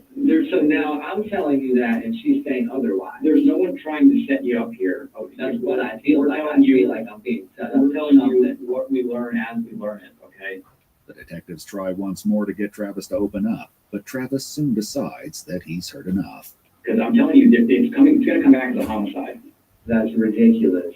You are going to be involved as the last person that knows someone that died from homicide. This is completely separate than what happened before, where you said that you sat down on someone's arm, and then also that child happened to have their teeth knocked out or whatever. This is separate. Let's go ahead and put that one in the past. I didn't tell you that. I read the report while you were in there talking to her. I've been trying to look, like I said, it's fluid and dynamic. You brought it up earlier, and I know it's like, I told you. Okay, so we're trying to learn about everything that you've done, everything that you do. Yeah, everything from my past that literally has no relevance to who I am now. Although I would say that a prior report of child abuse would probably be important for us to say to 4 years ago. even if it was 10 years ago, I mean, these are the same person. And even then, I wasn't that person. Well, I would hope you're not the same person, but we're sitting here now and we're trying to sort something out now. You guys said I'm free to leave, right? Sure. You're gonna leave. Okay. We'll go ahead and get you out front, okay? We get Kristen so you can get the car keys, I guess, and then you can be on your way. The detectives leave him alone for a moment where he shares some parting thoughts with the empty room. Wow, this is ridiculous. No, he did. What the? Travis walks, but detectives catch up to him outside the sheriff's office to finally reveal the truly horrifying nature of Jacqueline's injury. How would we not know if it was one of the nurses that moved her wrong or anything like that? Because the nurse wasn't at the camper with you. Yeah, I know that, but when they got to the site and they started picking her up and putting her on the stretcher, how would I not know it was one of them? The injury that she suffered is how she got in that condition. But the thing is, no one can explain to me what this injury is. Her spine is broken. Her spine is Oh my God. It's a huge deal. Very serious break. Yeah, I understand that. That's not something I could inflict on a child. That's also not accurate. Now, I felt it was odd during your portion of the interview where we get to the broken bone, we start talking about things. It's not specific what the broken bone was, but somebody during that interview, Travis, you discussed the injury or the complaints about pain in the back. And then you even went as far as to point to a general area. Again, those are clues. Something inside of you knew that she was going to have a back problem that was going to come up. And then we come out here, we didn't tell you until we came out here that it was a spinal issue. We didn't that completely blew my mind. I don't understand. It did blow your mind because you knew specifically where the injury was probably going to be discussed. You knew it was going to be somewhere in her back. And you gotta quickly say, that's over here. The person looked different, the person's name was different, but I've heard this exact same story about a thud that happened down. You guys compare my story to something Yes, else. I am right now, 100%. All right, then I won't go home. Nobody's stopping you from going home. You got the keys to the car. It's over there. No, I don't. I have the keys to my Jeep. It's broken. Are you outside? Yeah. Is anybody holding you hostage? No, but I mean, I don't want to be rude. Just walk off. Walk off. You're not going to offend us. Sure. 100%. If that's the thing you're into, man, listen, all it's going to do is leave unanswered questions. But as it turns out, Travis isn't quite as free to go as they suggest. Earlier, he sent some text messages to Kristen suggesting he might do something drastic to himself that would bring this entire situation to an end. Yeah, with all this going on, yeah, it kind of makes me want to. So I didn't do anything, and there's no way that I'm going to be able to live with myself knowing that I can't answer anybody's questions with the answers I don't have. Why am I being good explanations? So, Travis, because of some of the statements that you've made, I have a little bit of a concern for your well-being. Hey, Baker, acting We don't want you to hurt yourself. I can't, in good faith, after what you've said, the text messages, the conversation that we've had, let you walk away from here knowing that that's the way that you feel about it. It's how I feel about everything. Travis is transported by a deputy to a mental health facility, and what follows is a slowdown in the investigation as detectives wait to get the full reports from a medical examiner. Those reports come back in September, 4 months later, and it's at this time that Travis is arrested and brought back into the interrogation room for one last talk. Just take a seat right there. Can you put these in front of me? For right now, you're going to stay like that, so just take a seat. Goddamn. Goodbye, gentlemen.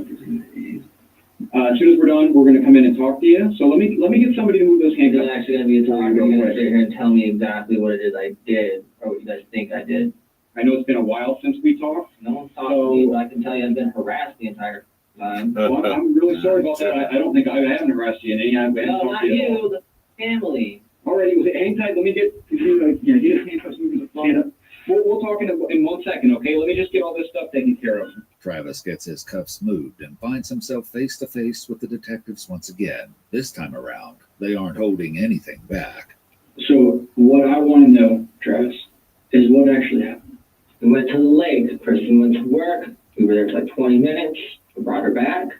She wanted to watch Cat Dog. I put on Cat Dog. I went to the bathroom. I heard something hit the floor. I opened the door. She wasn't moving. Unresponsive. What was the injury that the Last doctor? time I was here, you guys told me that her spine was snapped. How is that not something you catch at the hospital when they first gave her CAT scans and X-rays? They don't just miss that. How? And I have, No, they don't. they do, I have. My sister works in the hospital. She told me this. So she's literally a professional. You don't miss stuff like She that. might be, but I have the X-rays and I have the explanation as to why it was missed in the X-rays. Because of the way the break was, it did not show up in an X-ray, okay? I was there, I've seen this, but just to tell you what the doctor put is that she had traumatic injuries to her torso with a disarticulation. Do you know what disarticulation means? No. A complete separation through and through break of her lumbar spine. Travis, there is no explanation. That's what I'm trying to tell you. You guys think I'm withholding information? I've told you everything. I don't know. You don't think this bothers me? The entire time I sat in jail, it didn't bother me. The entire time I've been out, it hasn't bothered me. Because there's no explanation. But the lack of explanation doesn't stop Travis from throwing theories at the wall in the hopes that something will stick. All I can really tell you is in that 10 minutes of me being in the bathroom, she was out there with Luca. I don't know. It's probably an injury that happened before and finally caught up. I know that's possible. So you stumbled out there. That because when I was giving her CPR. So how would I not know it happened at the hospital? Sure. Well, Because if you missed it the first time and somehow it magically appears the other time you give an autopsy. So this new thing we've shifted to now is that the hospital staff broke her back in half? Because I just want to know before I... No, that's not what I'm saying. Okay, I'm saying okay. how do you miss that in the first place? When was the body released? Because they have no issues messaging me, asking me how I sleep at night, sending me her remains in a plastic bag in a news container. What we're doing here is we're doing a lot of... I try to bring up a certain topic of what happened, and then you hold up red herring and you say, look over here at this, and we go to something else. You're talking about the hospital breaking her back. You're talking about not believing the X-rays. These things are all... we're telling you, we're not making any of it up. I promise you, we're not making any of this stuff up. And we're going to have to talk about what really happened, because what you've told us so far is not accurate. And I want to put the train back on the track and talk about real things. And the real thing that happened, that her back broke. And that moment that you knew she wasn't okay. And you weren't in the bathroom sitting on the toilet when you know that when that happened. Whenever she changed and she wasn't, and I hope you want to take it back. When she wasn't okay anymore. I want to go to that moment, and I want you to tell us about that moment. Which moment? When she wasn't okay. She wasn't okay. I freaked the out. What did you do to her that caused that? I didn't do nothing. I do not believe that. Doctors don't believe that. That's the thing. No one's gonna believe me regardless of what I say. The truth would be explained by. I've told you the truth. I've told you everything that I know. You have my phone. You documented everything on my phone. You got all these other people that want to throw their opinions in there just because they don't like me. The detectives explain to Travis that the medical personnel on the case don't know him, and they offer him possibilities that actually fit with the evidence. We would be interested in knowing exactly what the mechanism was that this happened. Was it a super hard hug? Was it a over the knee break and just stop crying? With that aspect, we don't. Well, not much. But the point is that we're trying to understand how the injury occurred. You're there. There's a moment. It's something I'm hoping you're not very proud of, and we're hoping you can explain that to us, Travis. We're not here to judge you. You know, when I opened the door and she's unresponsive, that's when I freaked out. That's not how that happened, Travis. That's how that happened. I was there. I saw it with my eyes. I guess we could play it like that. He breaks her back. He lets her lay on the ground, dying, and he goes into the bathroom. Man, I was in the camper trying to keep her alive. I believe that you did that. I do believe that you did try to keep her alive. But I didn't do anything to hurt her. That's the part I don't believe. Of course you don't. No, that's right. Other detectives rotate in to question Travis, and they are all united on that. The story's bull. It's simple as that. You know it is. That injury incapacitated that little girl. Okay? At no point could she ever do anything ever again. And maybe, just maybe, had you been honest at the beginning and called 911, and don't call 911 instead of calling Kristen, called 911 and then told them exactly what happened, maybe I got a little frustrated that she'd be still alive today. We wouldn't be sitting here. But you hid it. You didn't call 911. You hid it from Kristen. You hid it from the doctors at the hospital. You hid it from the personnel in the ambulance, and she could have maybe been saved. And you're hiding it still. And this is your opportunity. When you say I should have called 911 first, yeah, I should have. Yeah, you should have. But you know what else you should have done? Is not do what you did to that little girl. In addition to their questions about what exactly happened inside that camper, the detectives have deep concerns about Travis and Kristen's recent breakup and how it may have affected his state of mind. And I can see all these text messages, Travis. You say that this breakup and all was in the back of your mind, and that it was stressful, but it was all right. Where your phone paints a different picture, Travis. Where your entire conversation with Kristen is you begging her to come back, and her saying, "Travis, leave me alone, or I'm going to block you." And then you sending her 10, 15, 20 text messages in a row, phone calls, all of the Google searches that you were doing of how to fix your relationship, how to get your ex-girlfriend back, all of these different things that you're doing this entire time that all of this is going on. Only a week or so before Jacqueline's death, text messages show a relationship on the decline. At one point, Travis texts, "There's no way you're that up or that of a person to literally sacrifice our friendship to get what you wanted and then string me along and us go through what we did." Wow. In a later exchange, Kristen texts Travis and says, "We should both be capable of supporting ourselves without the expectation of depending on the other." Travis responds, "Who gave you that unrealistic expectation? That literally sounds like if anything were to happen to either of us, we wouldn't be there to help each other at all." That message was sent less than 24 hours before the incident in the camper. I can see that emotion in these text messages. And I can tell you from what I've been told from the people that are also involved in this, is they see these text messages of you extremely upset because the girl that you love has just told you that she doesn't want to be with you, she doesn't love you, and she's moving out. She tells you all of that. You feel like this entire time that you've been with her has been completely wasted, and she's turned her back and walked away on you. I have your prior history, where you broke another child's arm. That child also showed history of previous injuries. That's from his dad. That family. No one, see, look, my past, no one's been bothered talking to me. Travis. Again, just like this time, no one's bothered to come talk to me. Literally, I can tell you everything. I'm sitting here to talk to you right now. I'm gonna go up to jail, dude. No, see, no, look at that. The girl, she ended up turning them down. I guess he took it out on the little baby. That's a shame, man. That is a shame. Exactly. He ended up taking his frustration out on that baby. I bet that's what happened. Previous reports, the family's telling me that the kids start getting hurt when you're around, and then let me finish, and then ends up in the ER with a broken arm, and all these incidents that get explained that he fell into a place at, and all of these different things that happen. And then fast forward 3 years to the day. Yeah, you don't think I ever thought about this? This looks really bad. But despite that statement, the detectives aren't sure Travis understands exactly how bad it is. Everything that I'm looking at, all of these test results, all of the findings, all the opinions from these doctors that have done this for years, shows that this is possibly something that you plan to do. Plan to do. You know the charges he's being charged with? Yeah, so I told you in the parking lot. Yeah, first degree homicide. What the? Do you know the implications? No, I don't. It's eligible for the death penalty, Travis. I'm gonna die? Well, I didn't say that. I mean, a long enough timeline where we're all first degree homicide is not what he's saying. Is a plausible. The death penalty is plausible in the first degree homicide. Hey, Travis, what I'm trying to do is I'm trying to paint you in the picture so that we can move away from that a little bit. I don't want to die, dude. Once again, the detectives encourage Travis to give them an alternative explanation, such as his emotions getting the better of him in the moment.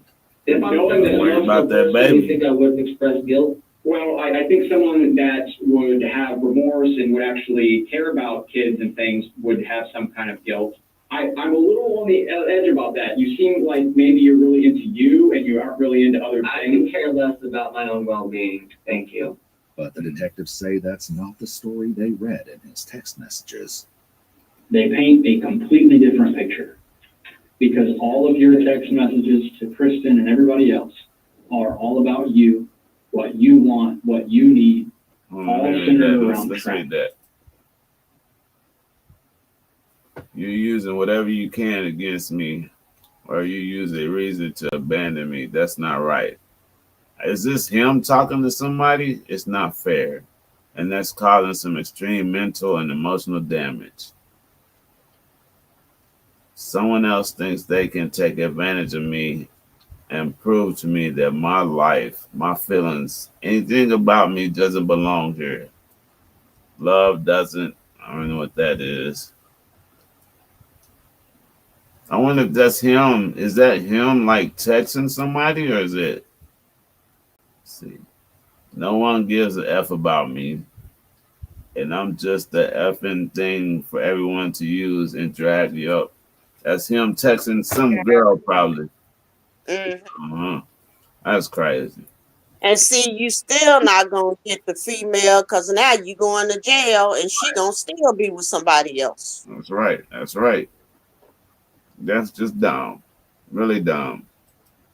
Where you're using Kristen, a single mom, to support yourself. You're living in her camper where all of this stuff is going on. You're asking her for money. You're accusing her of abandoning you and leaving you alone in the camper, begging her to come back. All of these things, all about you. Travis, do the right thing. Do something that's not for yourself. I do it. Just not me convincing So he's myself living that off I'm this digging girl. my heels in and trying to put on a face. Sorry, being fake isn't one of my best personas. I would argue it's pretty high up there. At several points in the interview, the detectives urged Travis to think about what this will look like inside a courtroom. When you say that you never harmed her, I don't think anyone in the entire world is going to believe that at all. I don't know is one, and that's unacceptable. I will make sure that I document that is your answer to our question of how 2-year-old toddler Jacqueline is dead. I'll make sure that I document your answer as I don't know. You're going to sit before the judge, the jury, everybody under the sun, and Travis is going to say, I don't know what happened to this innocent little girl that just wanted to watch cartoons and have a sippy cup, and then her back ends up broken. Her spinal cord is broken. She bleeds to death in pure agony and pain. Wow. Yeah, believe it. I'm telling you. That's so sad. It is. 2-year-old succumbed to back snapped in half and bled internally and died in agony on the table. Well, the doctors spent 8 hours trying to save her life. Right. They have no idea what's wrong with her. There's somebody that doesn't provide any information on how it could have happened. Like the ER doctor that I had talked to, that she was crying in the hospital because she couldn't save the 2-year-old that came into her hospital. She didn't know what was wrong. Could you? Now she's gonna live with that. But yeah, had they given her an ultrasound like Kristen asked, or had you I'll told tell her you what though, back up a little once bit further, them other prisoners find out what he did, why he in there, I'm pretty sure he probably won't last. He gonna be somebody's girlfriend, and he gonna get unalived in that prison once they find out what he's in there for. What you did to her? Come on, Travis, blame the doctor. The doctors explained that the pain was so excruciating, that's probably why she was unconscious. She was unconscious. Okay. That's why you started giving her CPR. When's the last time you gave a conscious person? Never. I've never done that. But Travis never gives the detectives a version of what happened to Jacqueline that matches the evidence, and he resigns himself to his likely fate. This is not going to repeat yourself. This isn't going to be like your misdemeanor violation of oh yeah, like I'm gonna get out anytime soon. They're probably gonna have a death penalty and die. I can't tell you what's going to happen on that end. Oh, for me, it's always the worst case scenario. Of course, victim Travis. No, don't describe me that. Victim Travis. Who do you care about besides yourself? That is apparent. And Joe to the police station to interview them. Danielle is taken to a room with 2 detectives. So I'm sure you have a lot that of must have questions been. for I'm us. sorry, y'all. That was the end of that one. So we're going into a new one, y'all. What did y'all think about that one? You think he does? Do you think he do? He deserves the death penalty. I mean, he snapped that little girl's back in half. Dang, sure, right. Yeah, somebody like that don't need to be on the street, period. Right. Well, he snapped her back in half. I mean, I'm pretty sure it was all because his advances towards the girl was getting ignored. And then on top of it, they said that he was living off of it. He's living in this girl's trailer. She's probably feeding him and everything. She's getting tired of it, you know. Women can only take so much, man. That's why I just don't understand about these scrub guys, man. They want to live off these women and drive their cars and all this stuff, man. I mean, come on, man. I mean, Yep, I could do bad by myself. right. I don't need help me. I just don't understand that, man. You know, man, you need to do better. Need to do better. If you want better, do better. You know. Some questions for you. Absolutely. But before we jump into that, it's really important that we go through some paperwork and that I inform you of your rights. You understand that? Yeah. It's October 17th when this interview takes place. Danielle had given birth 10 days earlier, and she knows exactly why she's there. So tell me about Elijah and what you understand of why we're here to talk about Elijah. Because he's missing. Okay. What can you tell me about that? Okay, so Elijah, when I got Elijah back in May 26th of 2020. Okay. And his dad just like literally drove across the United States and just dropped him off to me. He's a very, very troubled child. He has a lot of mental issues.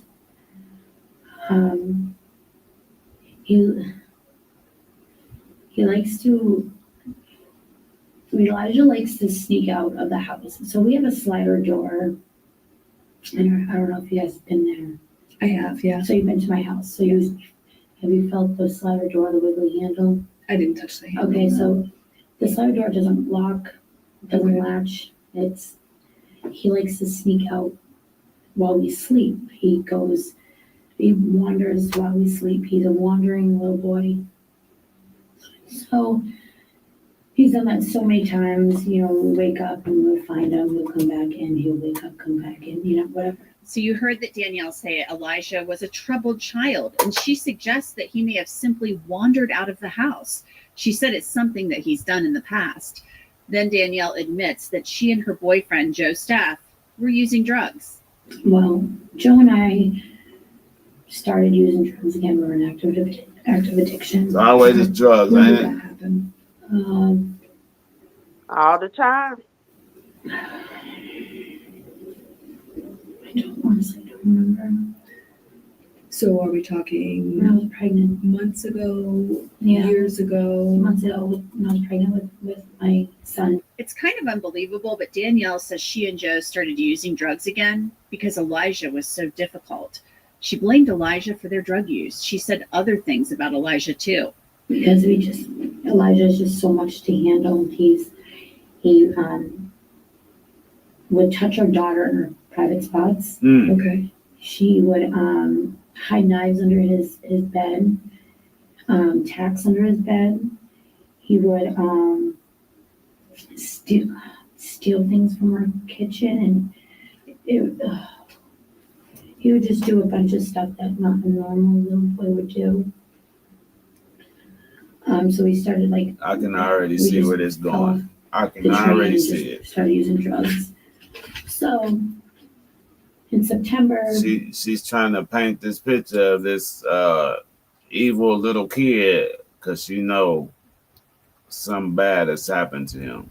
So she's trying to paint that picture to these detectives, and they can probably read through the lines too and see what he's doing. Yeah. I don't know the date. I honestly don't know the date. But September, he decided to wander off again.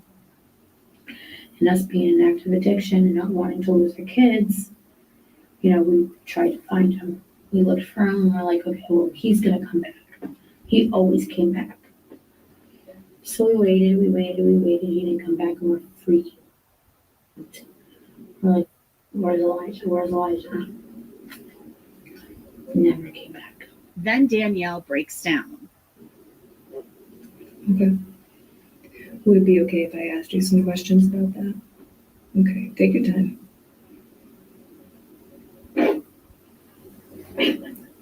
Danielle tells the detective that Elijah sneaked out of the house about a dozen times. If I wasn't using, like, I would have reported him missing, like, right away, but it sounds so up.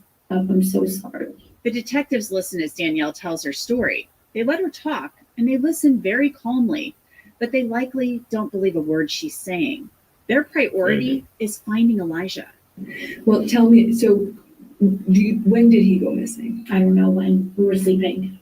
Okay. So we don't know when he went missing. No, I mean like a date or a day. Oh, I don't. Oh, God, dates don't register. Okay. They're using. Was it summertime? No, it was September. It was September. September. Okay. Yeah, this was right before. Yeah, he was excited that we were having our baby and everything. Like, he was so excited that the baby was coming because we were so close to delivery.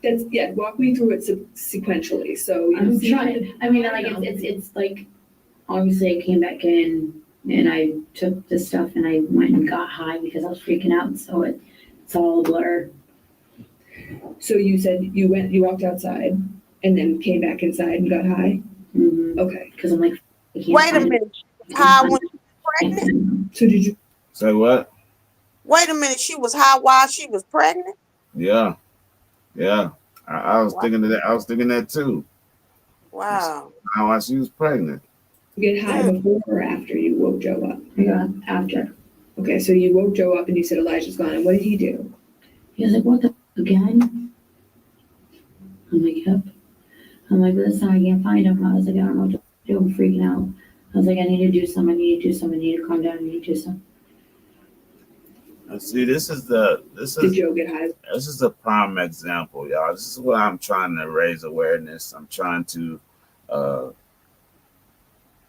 get people to donate so we can help this, because these kids, they can't pick the parents, and it's terrible that they have to, be brought into this world dealing with abuse or a strung out parent, and they're barely able to get a meal because the parent is strung out, or they can't even really sleep at night because they don't know if the parent is going to come in there and start beating on them, So, I mean, that should make you all have a heart to want to give, to be able to help these children, in certain situations. You just never know.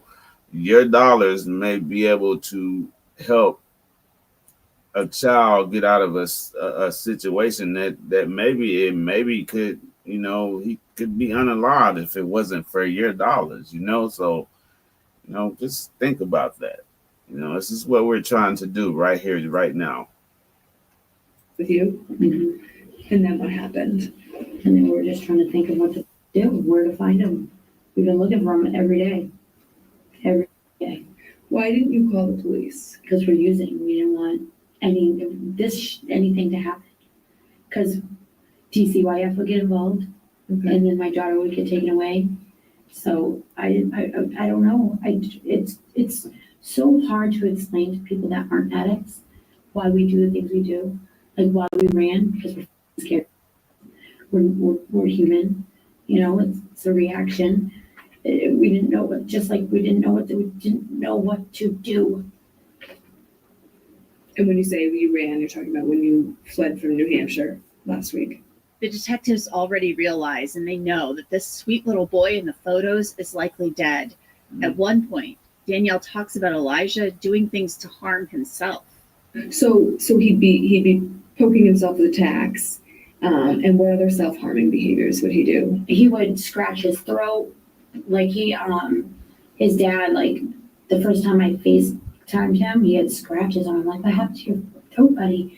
And like Tim did not tell me any of his behaviors before I took on him. If I knew all these behaviors, I would have made sure I had stuff lined up for him to, I'm not going to take on a child that has mental health issues and not have anything for him. That does not make logical sense. Yes. And she got mental health issues. Autistic.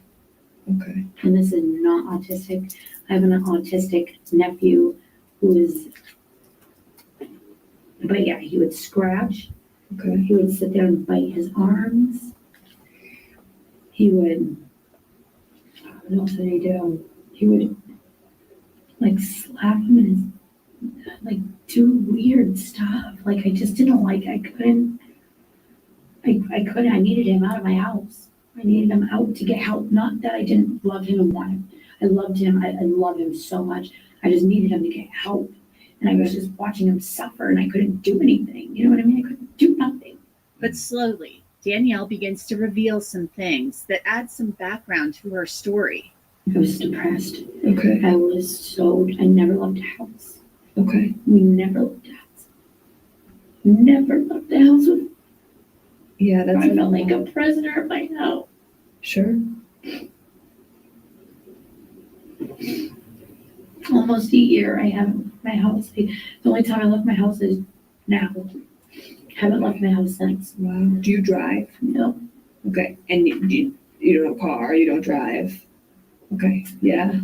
It's a lot. It was a lot. And I was scared because I was using drugs because I didn't know how to cope. Okay. If I wasn't using, like I would have reported him missing like right away, but it sounds so fucked up. I'm so sorry. Danielle mentions how Elijah and all of her problems were causing her stress in her relationship with Joe. Our relationship was definitely going downhill because of this. Okay. So you're home all day with the kids. Elijah's behaviors are escalating. You're stressed out and pregnant. And then your marriage or relationship, you're not married, right? Yeah. Your relationship is stressed out because of this. Sounds like your living situation is stressed out because of this, where to the extent that Joe's mom was saying she wanted you guys gone. Where would you go if you weren't living there? I mean, we would save up and get our own place. Okay. Was that your plan? Yes. Okay. Okay. So you were saving money for that? Well, I mean, no, not necessarily because we had a drug problem. Okay. But we were actually going to go to detox before we left. But then the fan and I just got scared because we're using. And I didn't want to detox in jail. But still, Danielle doesn't admit to harming Elijah, and she said he was fixated on water. How can we find Elijah? Look everywhere. If I knew, I would have found him. Did you guys search the lake? I don't know. I didn't search the lake. I don't know if he could be in there, if someone took him, or if he went on the main road, or if I don't know. I wanted to find him. That's all we wanted. That's all we wanted was to find him, so everything would be okay. That's all we wanted. We wanted to find him. We just didn't know where to look. I mean, we don't know how to look in the lake. I just don't. Is that where you think he is? No, I mean, that's a huge possibility. You know what I mean? We have a lake in our backyard and a little boy. She know. No, like I don't know. I don't know. It could be a possibility, but I don't know. I can't say. I don't know. I hope not. This interview with Danielle goes on for more than 2 hours, and the detectives try to get Danielle to tell them where Elijah is by empathizing with her. You had more than your fair share on your plate, okay? Mm-hmm. And I think that anybody who was in your shoes, in your situation, would have lost it. Oh, I definitely would not hurt him. No. If that's what you're going with, no way. No. So Danielle, you don't have to get upset, okay? Mm-hmm. I'm just hear me out, okay? This kid had a lot of problems. Mm-hmm. Yeah. And he brought a lot of problems into your home. Mm-hmm. And I think everybody has limits. I'm telling you, God's truth, I did not do anything to hurt that little boy. I will swear on everything. No, I swear on everything. I swear on everything. I swear. Detectives are interviewing Joe's staff in another room around the same time. Elijah, just like he ran out of the house. I don't know if he ran or walked or crawled or whatever it was. He missed him. I have no control over a young boy walking away. Or whatever. What? Well, let's just call it as. We already told you that that's not what happened. You and I both know this. No, it is what happened. 100%. Then the detectives turn up the heat on Danielle to see if she'll turn on Joe. Did y'all hear what he said? Man said he has no control over a young boy trying to walk away. How do you not have any control? Right. That right there makes no sense. They know. I mean, I don't know. Honestly, tell you right now. Is that because Joe disposed of him? No. Them drugs are something else, ain't they? No. I couldn't do that job. No. Absolutely not. Okay, well, that's what I think, you know? Well, I would know that though, because I was with him and he did not do anything. Yep. We have never ever hurt that little boy. We love that little boy no matter what. But I don't want you to have the weight of the world on your shoulders We for didn't the do rest anything. of We your didn't life. do anything. He did not. There's no body. Those are fake tears. Then where is he? I don't know. Where do you think he'd go? I don't know. He could have been in the lake. Did anybody check the lake? Of course. Nothing. Yes, no, what? I haven't found him. No. Don't know. Where do you think that we should look? Everywhere. Well, I mean, try to be a little bit more specific than that. All over Merrimack, I don't know, there's woods. What'd you say? He's in the lake. Oh, I'm pretty sure he probably somewhere. Surrounding. Well, he was on. And she know. This our neighborhood I'm talking about. There's a wood. Did you search all the woods? I don't know. I don't know if someone saw him on the road and took him. I don't know. I don't have a body. I wish I did. I don't. About a week after this interview, Elijah's remains were found buried at a state park in Massachusetts. His autopsy showed that he died from violence and neglect. He had injuries to his face and scalp and acute fentanyl intoxication. He was malnourished and had pressure ulcers. Prosecutors said Danielle beat and starved her son to death. Oh my God. He was tortured. Danielle Dauphinais was charged with first-degree murder and second-degree murder. Joe Staff pleaded guilty to a manslaughter charge. And see this, if this doesn't make you, just hearing this, if this doesn't make you want to donate, something is, man, I mean, come on. We got to help these children. We really have to help these children. So tell me about Elijah and what you understand of why we're here to talk about Elijah. Because he's missing. A mother questioned by detectives as they investigate her son's disappearance. Let me see where we at. Than he had with his biological family. Cutting off contact, changing location, devices remained in the area for approximately 45 minutes. Oh yeah, this right here, Rob. This one right here that's coming up. I did watch. This is like really sad right here. Is it? Yeah, this is really sad. Y'all. They all sad, to be honest. Yeah, they really are. But I mean, this one's kind of like a tearjerker right here. I couldn't do that job. Whew, I'd be fired. Right. Well, let's just call it as. We already told you that that's not what happened. You and I both know this. No, it is what happened. 100%. Then the detectives turn up the heat on Danielle to see if she'll turn on Joe.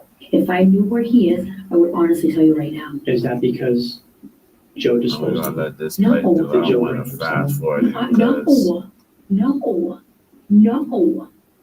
No, absolutely not.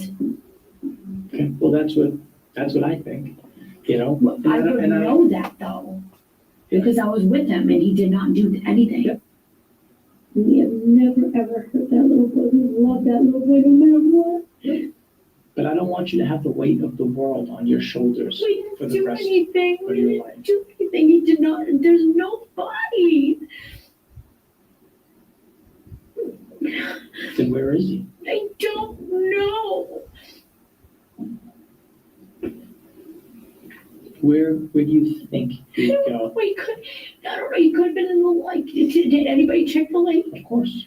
Nothing. Yes. No. What? I haven't found him. Oh, I don't know. Where do you think that we should look? Everywhere. Well, I mean, try to be a little bit more specific than that. All over Merrimack. I don't know. There's woods surrounding Well, he was on foot. our neighborhood. I'm talking about. There's woods. You searched all the woods. I don't know. I don't know if someone saw him on the road and took him. I don't know. I don't know. I don't have a body. I wish I did. I don't.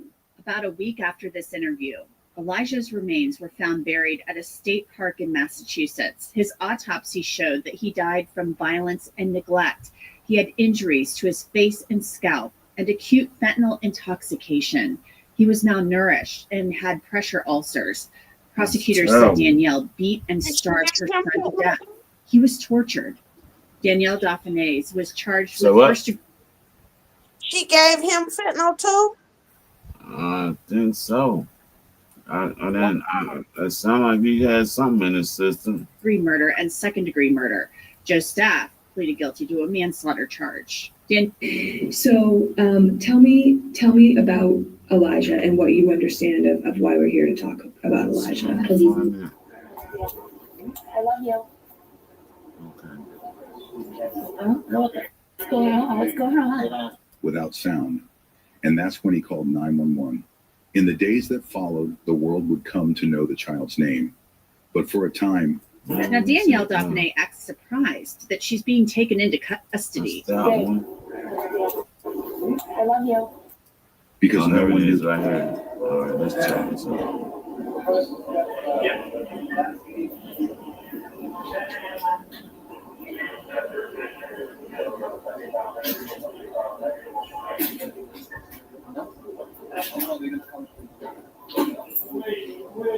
Who's coming? Who's coming to pick us up?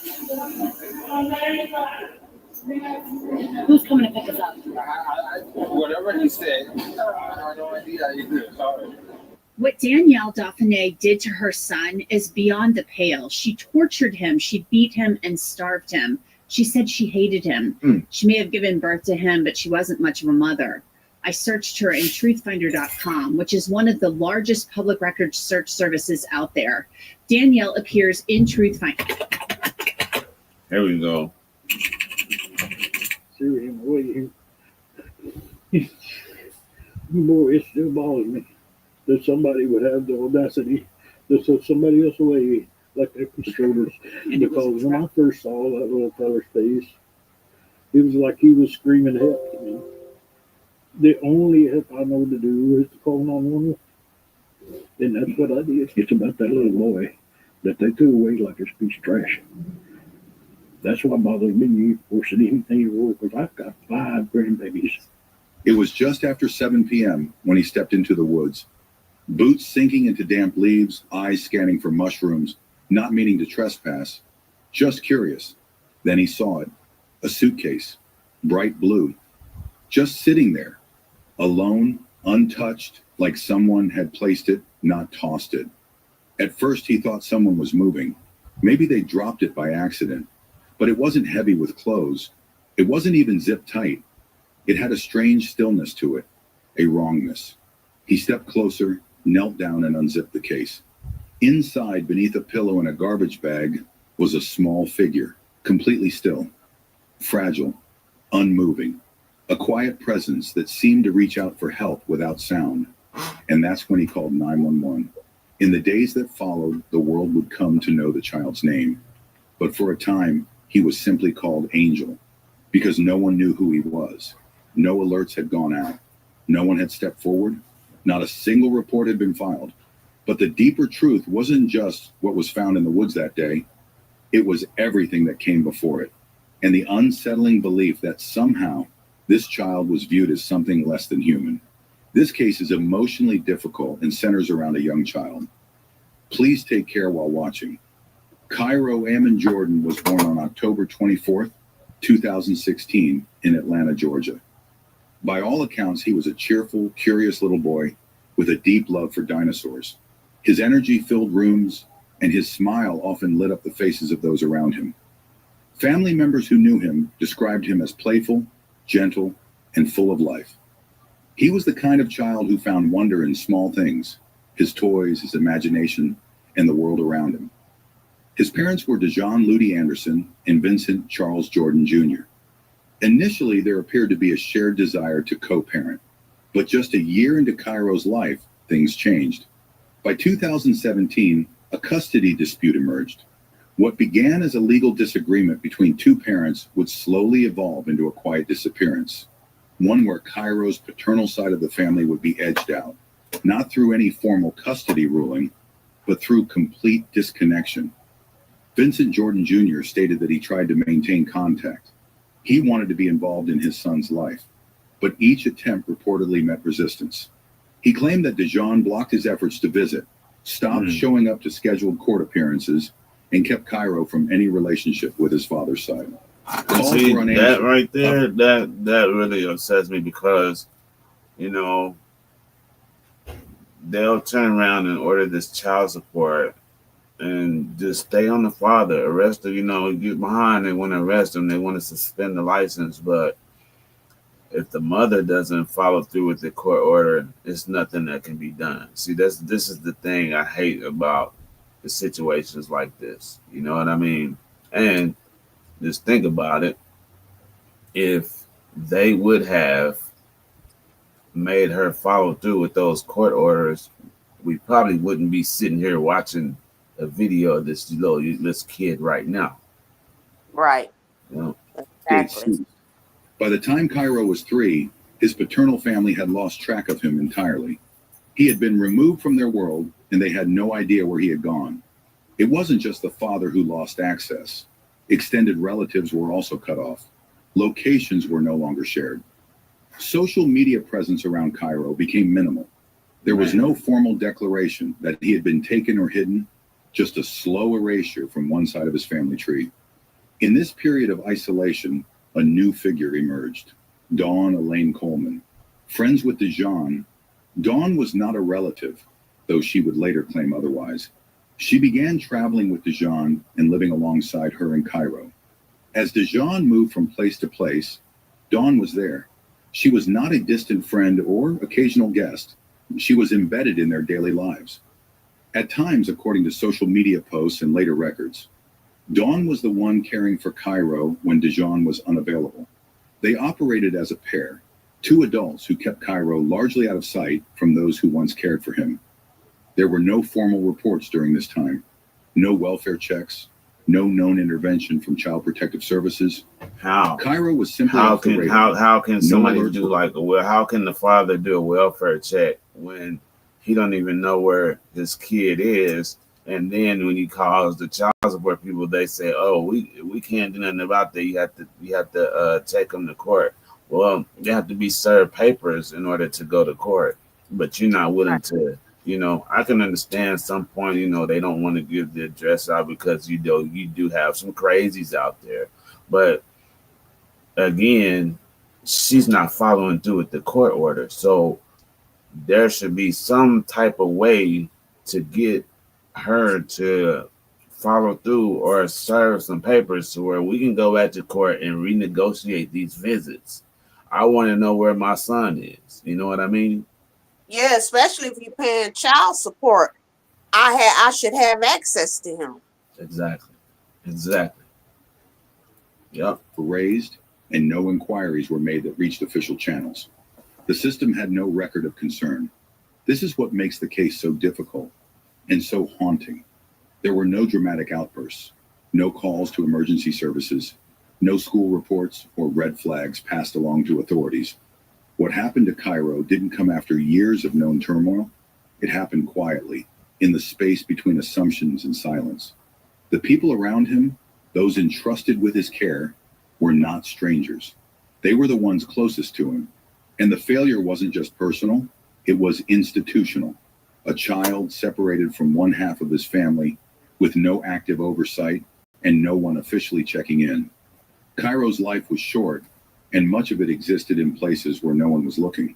Not because no one cared, but because the people who did were kept in the dark.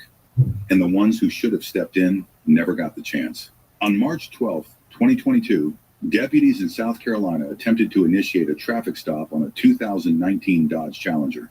The vehicle had been clocked well above the posted speed limit. When officers signaled for the driver to pull over, the car accelerated instead. What followed was an extended pursuit spanning more than 30 miles. Behind the wheel was 37-year-old DeJohn Anderson. In the back seat was her young son. The pursuit ended when the vehicle coasted to a halt, not from intervention, but from a lack of fuel. Officers approached cautiously. The doors were shut. When verbal commands went unanswered, officers began tapping on the windows. Eventually, a passenger door opened. The woman inside identified herself as Dawn Coleman. She calmly stated that a child was present and that there was nothing to be alarmed about. Both women were detained. Officers received inconsistent responses about the child's identity. One moment he was Jordan, the next Jason. Despite the confusion, law enforcement determined there was no immediate legal cause to hold the child. He was placed in Coleman's care temporarily. Hotel accommodations were arranged by deputies for her and the boy to stay the night. Anderson was booked on traffic-related offenses, including reckless driving and endangerment, and processed into Colleton County Jail. She was released the following day. Less than 3 weeks later, on March the 31st, Anderson was spotted again, this time in Louisville, Kentucky, hundreds of miles away. Surveillance footage from Oxmoor Mall showed her walking through a department store. According to reports, she was observed placing items into a personal bag without paying. Mall security confronted her near the exit. As one guard attempted to guide her back, an altercation occurred. She was detained and transferred to Jefferson County Jail on charges related to theft and physical contact with mall personnel. During this time, her son was again left in the care of Dawn Coleman. Both were reportedly staying with a relative of Coleman's in the Louisville area. Cell tower data and call records later confirmed this arrangement. Though not flagged at the time, their movements during this period would eventually become central to the investigation. Between April 8th and April 14th, a shift in tone appeared across the public social media pages of both women. These posts were unlike anything that had appeared previously. They contained references to energy cleansing, ancestral rituals, and spiritual interference. The wording grew more intense by the day. Terms like third eye, spiritual vessel, and soul separation appeared frequently. One post referenced a powerful force housed in a child's form. Another spoke of needing to complete a spiritual act to protect oneself. The content suggested a belief system that had grown increasingly removed from reality. But no intervention took place, no alerts were sent, and no psychological evaluation was conducted. These were just digital messages, left unchecked and unchallenged. Then on April 14th, a crucial timestamp appeared. Cell tower data showed both Anderson and Coleman present in a wooded area of Holder Road in Washington County, Indiana. According to investigators, their devices remained in the area for approximately 45 minutes. There were no incident reports, no calls for assistance, and no signs of concern observed by the public. But what happened during that brief window of time would later take center stage in a case that stunned multiple jurisdictions. The online messages, the cross-state travel, the sequence of arrests, each would form a piece of a puzzle that had yet to be fully revealed. Between April 12th and April 14th, 2022, Cairo Jordan disappeared from public view. There were no police reports, no emergency calls, no outreach to medical professionals. What happened during that window of time would only be understood after investigators began reconstructing the final days of his life using cell tower data, forensic records, and personal communications. It was later determined through the coroner's findings that Cairo had been ill. His condition showed clear signs of dehydration, consistent with prolonged vomiting and fluid loss. There was no indication of external harm. No injuries or trauma that would typically raise immediate red flags. His body told a quieter, but no less serious story, one of untreated illness, and ultimately of being left without care. The diagnosis was severe dehydration, most likely caused by gastroenteritis. It is a condition that, in most cases, is treatable, but it requires attention, fluids, monitoring, a decision to intervene. That decision, according to investigators, never came. Once it became clear that Cairo had passed, what followed next was not a call for help or an attempt to explain. Instead, it was an attempt to remove him from view entirely. Authorities confirmed that the suitcase found on Holder Road, a hard shell, blue piece of luggage marked with a Las Vegas design, belonged to Dawn Coleman. Inside it, wrapped in household materials, was Cairo. Though there were no external injuries, forensic analysis confirmed the child had not been moved for some time. Investigators determined that the suitcase had been placed in the woods along a tree line, not buried, but left where it would eventually be seen. No attempt was made to alert the public. No effort to explain what had happened to law enforcement. Cairo was simply gone and left behind without a name. It was an act not of violence, but of silence. One that concealed not just a child, but the failure to help him when he needed it most. On the evening of April 16, 2022, a man named Jeffrey Meredith walked into a wooded area near his home along Holder Road in Washington County, Indiana. He was out searching for mushrooms, something he did regularly. But that evening, his routine took an unexpected turn. Near the tree line, he noticed a bright blue suitcase. It stood upright, clean, positioned deliberately, and clearly out of place. When he looked inside, he knew immediately that something was wrong. He contacted 911, and law enforcement arrived shortly after. Well, they threw him away. Boy, it still bothers me that somebody would have the audacity to throw somebody else away like they were. Because when I first saw that little feller's face, it was like he was screaming help to me. The only help I know to do is to call 911, and that's what I did. What they discovered prompted a complex, multi-jurisdictional investigation. The first problem investigators faced was identification. There were no recent reports of a missing child matching the profile. No alerts had been filed. No one had come forward. Without a name or clear origin, the public began referring to the child simply as Angel, a temporary name, one given by strangers who cared, even though they didn't know him. Community has embraced this little boy from day one, had a funeral for him, and everything came together and paid for everything, or it was donated. So I am glad that finally justice will be served. The Indiana State Police, working with the Washington County Sheriff's Office, began a detailed forensic analysis.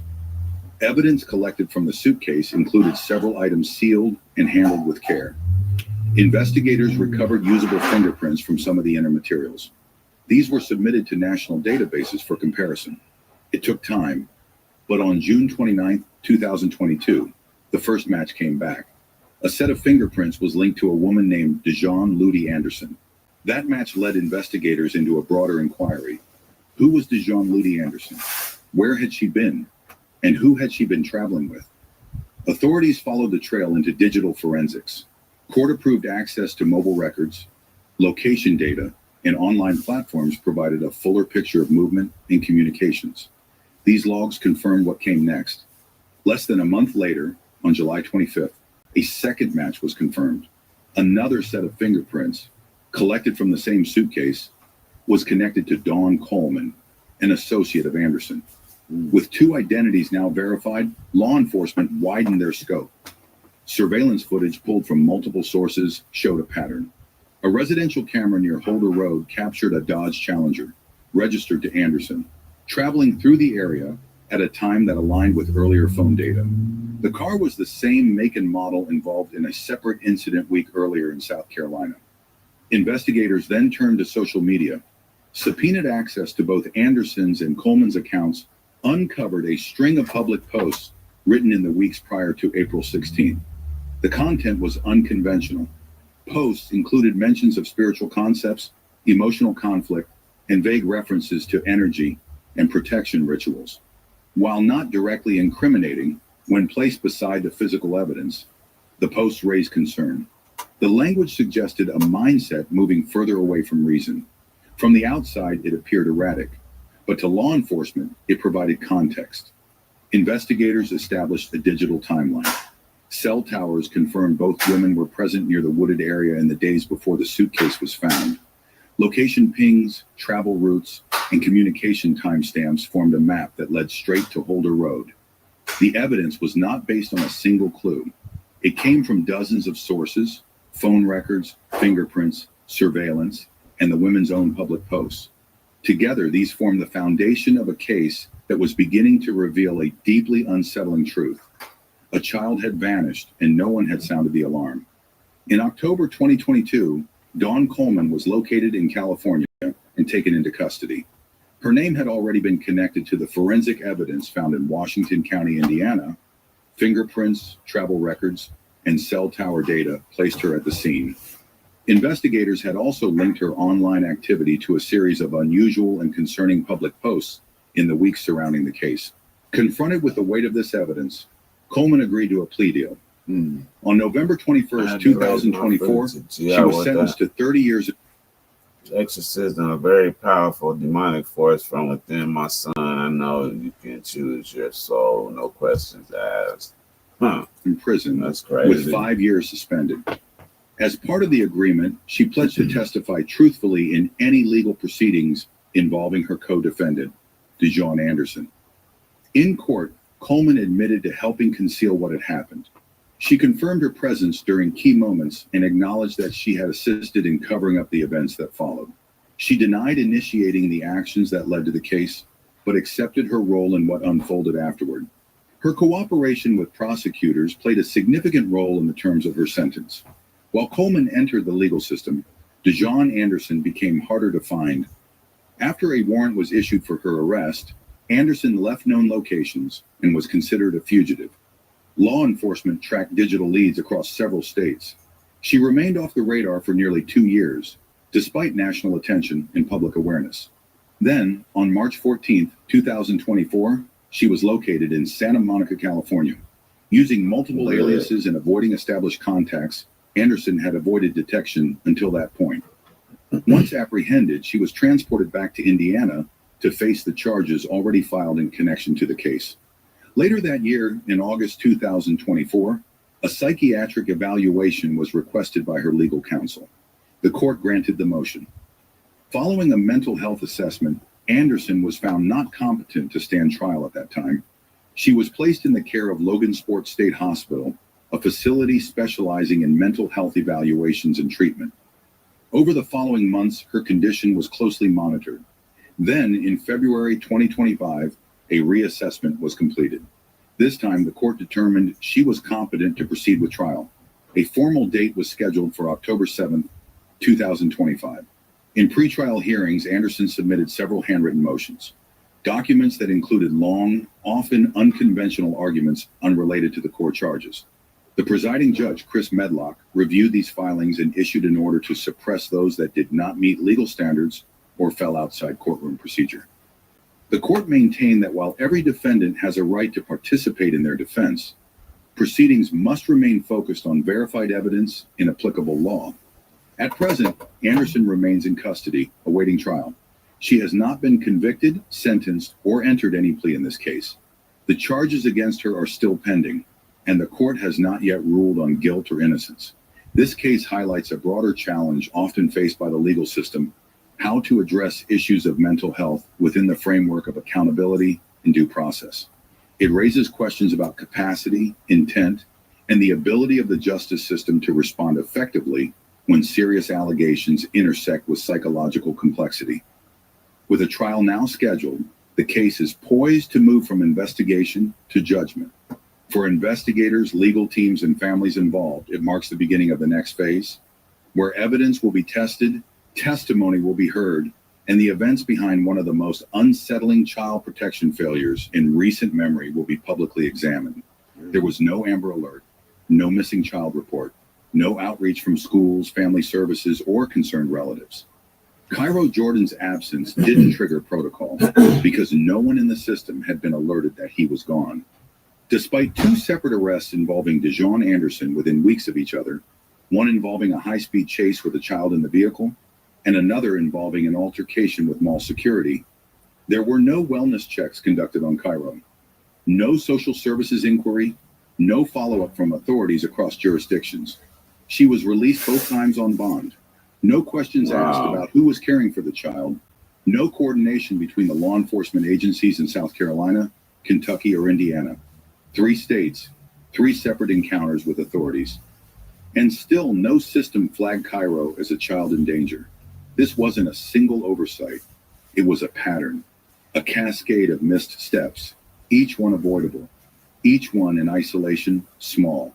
But together they formed a silence that lasted long enough for the unthinkable to happen. By the time Cairo was found, the only people who came forward were strangers. In Salem, Indiana, the community offered him dignity when no one else had. A casket was donated, a service was held, and for a time, he was known only by the name they gave him, Angel. Not because they knew who he was, but because no one else had claimed him. This case didn't slip through the cracks because of one person. It happened because the cracks were wide, deep, and already there. When a child is isolated, it rarely looks urgent from the outside. But distance, especially from family, should always raise questions. When someone begins cutting off contact, changing locations, or avoiding shared responsibilities, that's when the right questions matter most. In Cairo's case, there were signs, but they were spread across people, places, and platforms that weren't speaking to each other. That disconnection became the very thing that let this case go unnoticed. Caregivers, educators, neighbors, each has a role in keeping children safe. But trust alone isn't a safeguard. When a parent begins removing a child from all outside contact, especially during conflict or instability, that's not just personal. It becomes a risk factor. Systems can only do so much when the warnings don't reach them. But when they do, action matters. A single wellness check, a verified report, a mental health screening after a high-risk arrest. These aren't just procedures, they're lifelines.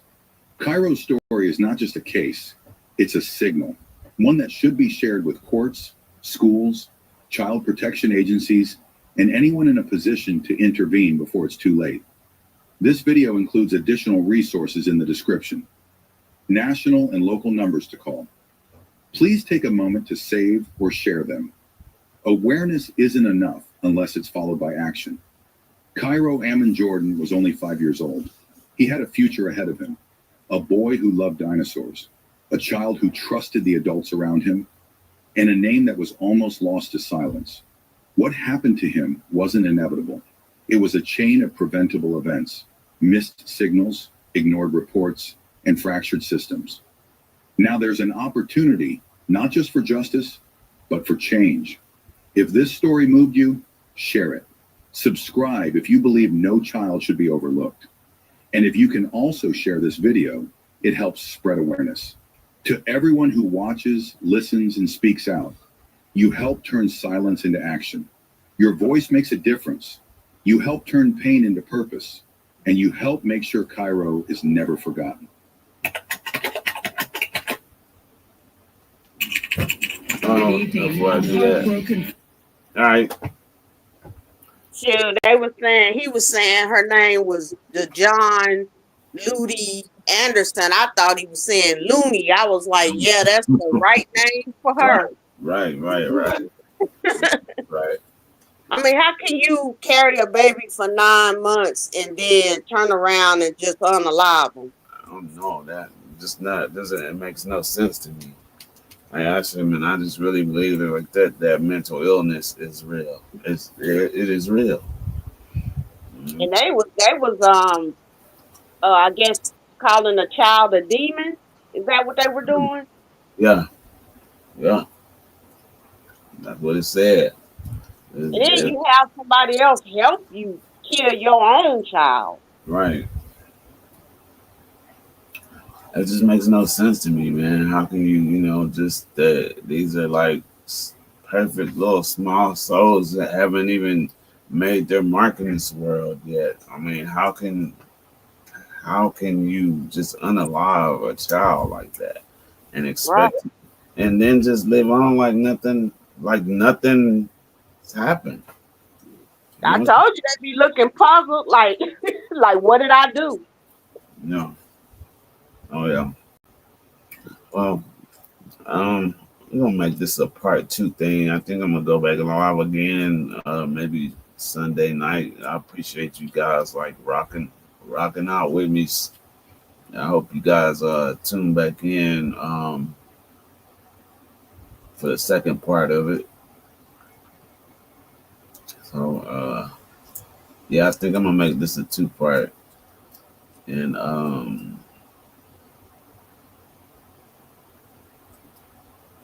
yeah, you guys can rock out with me now. Sunday night.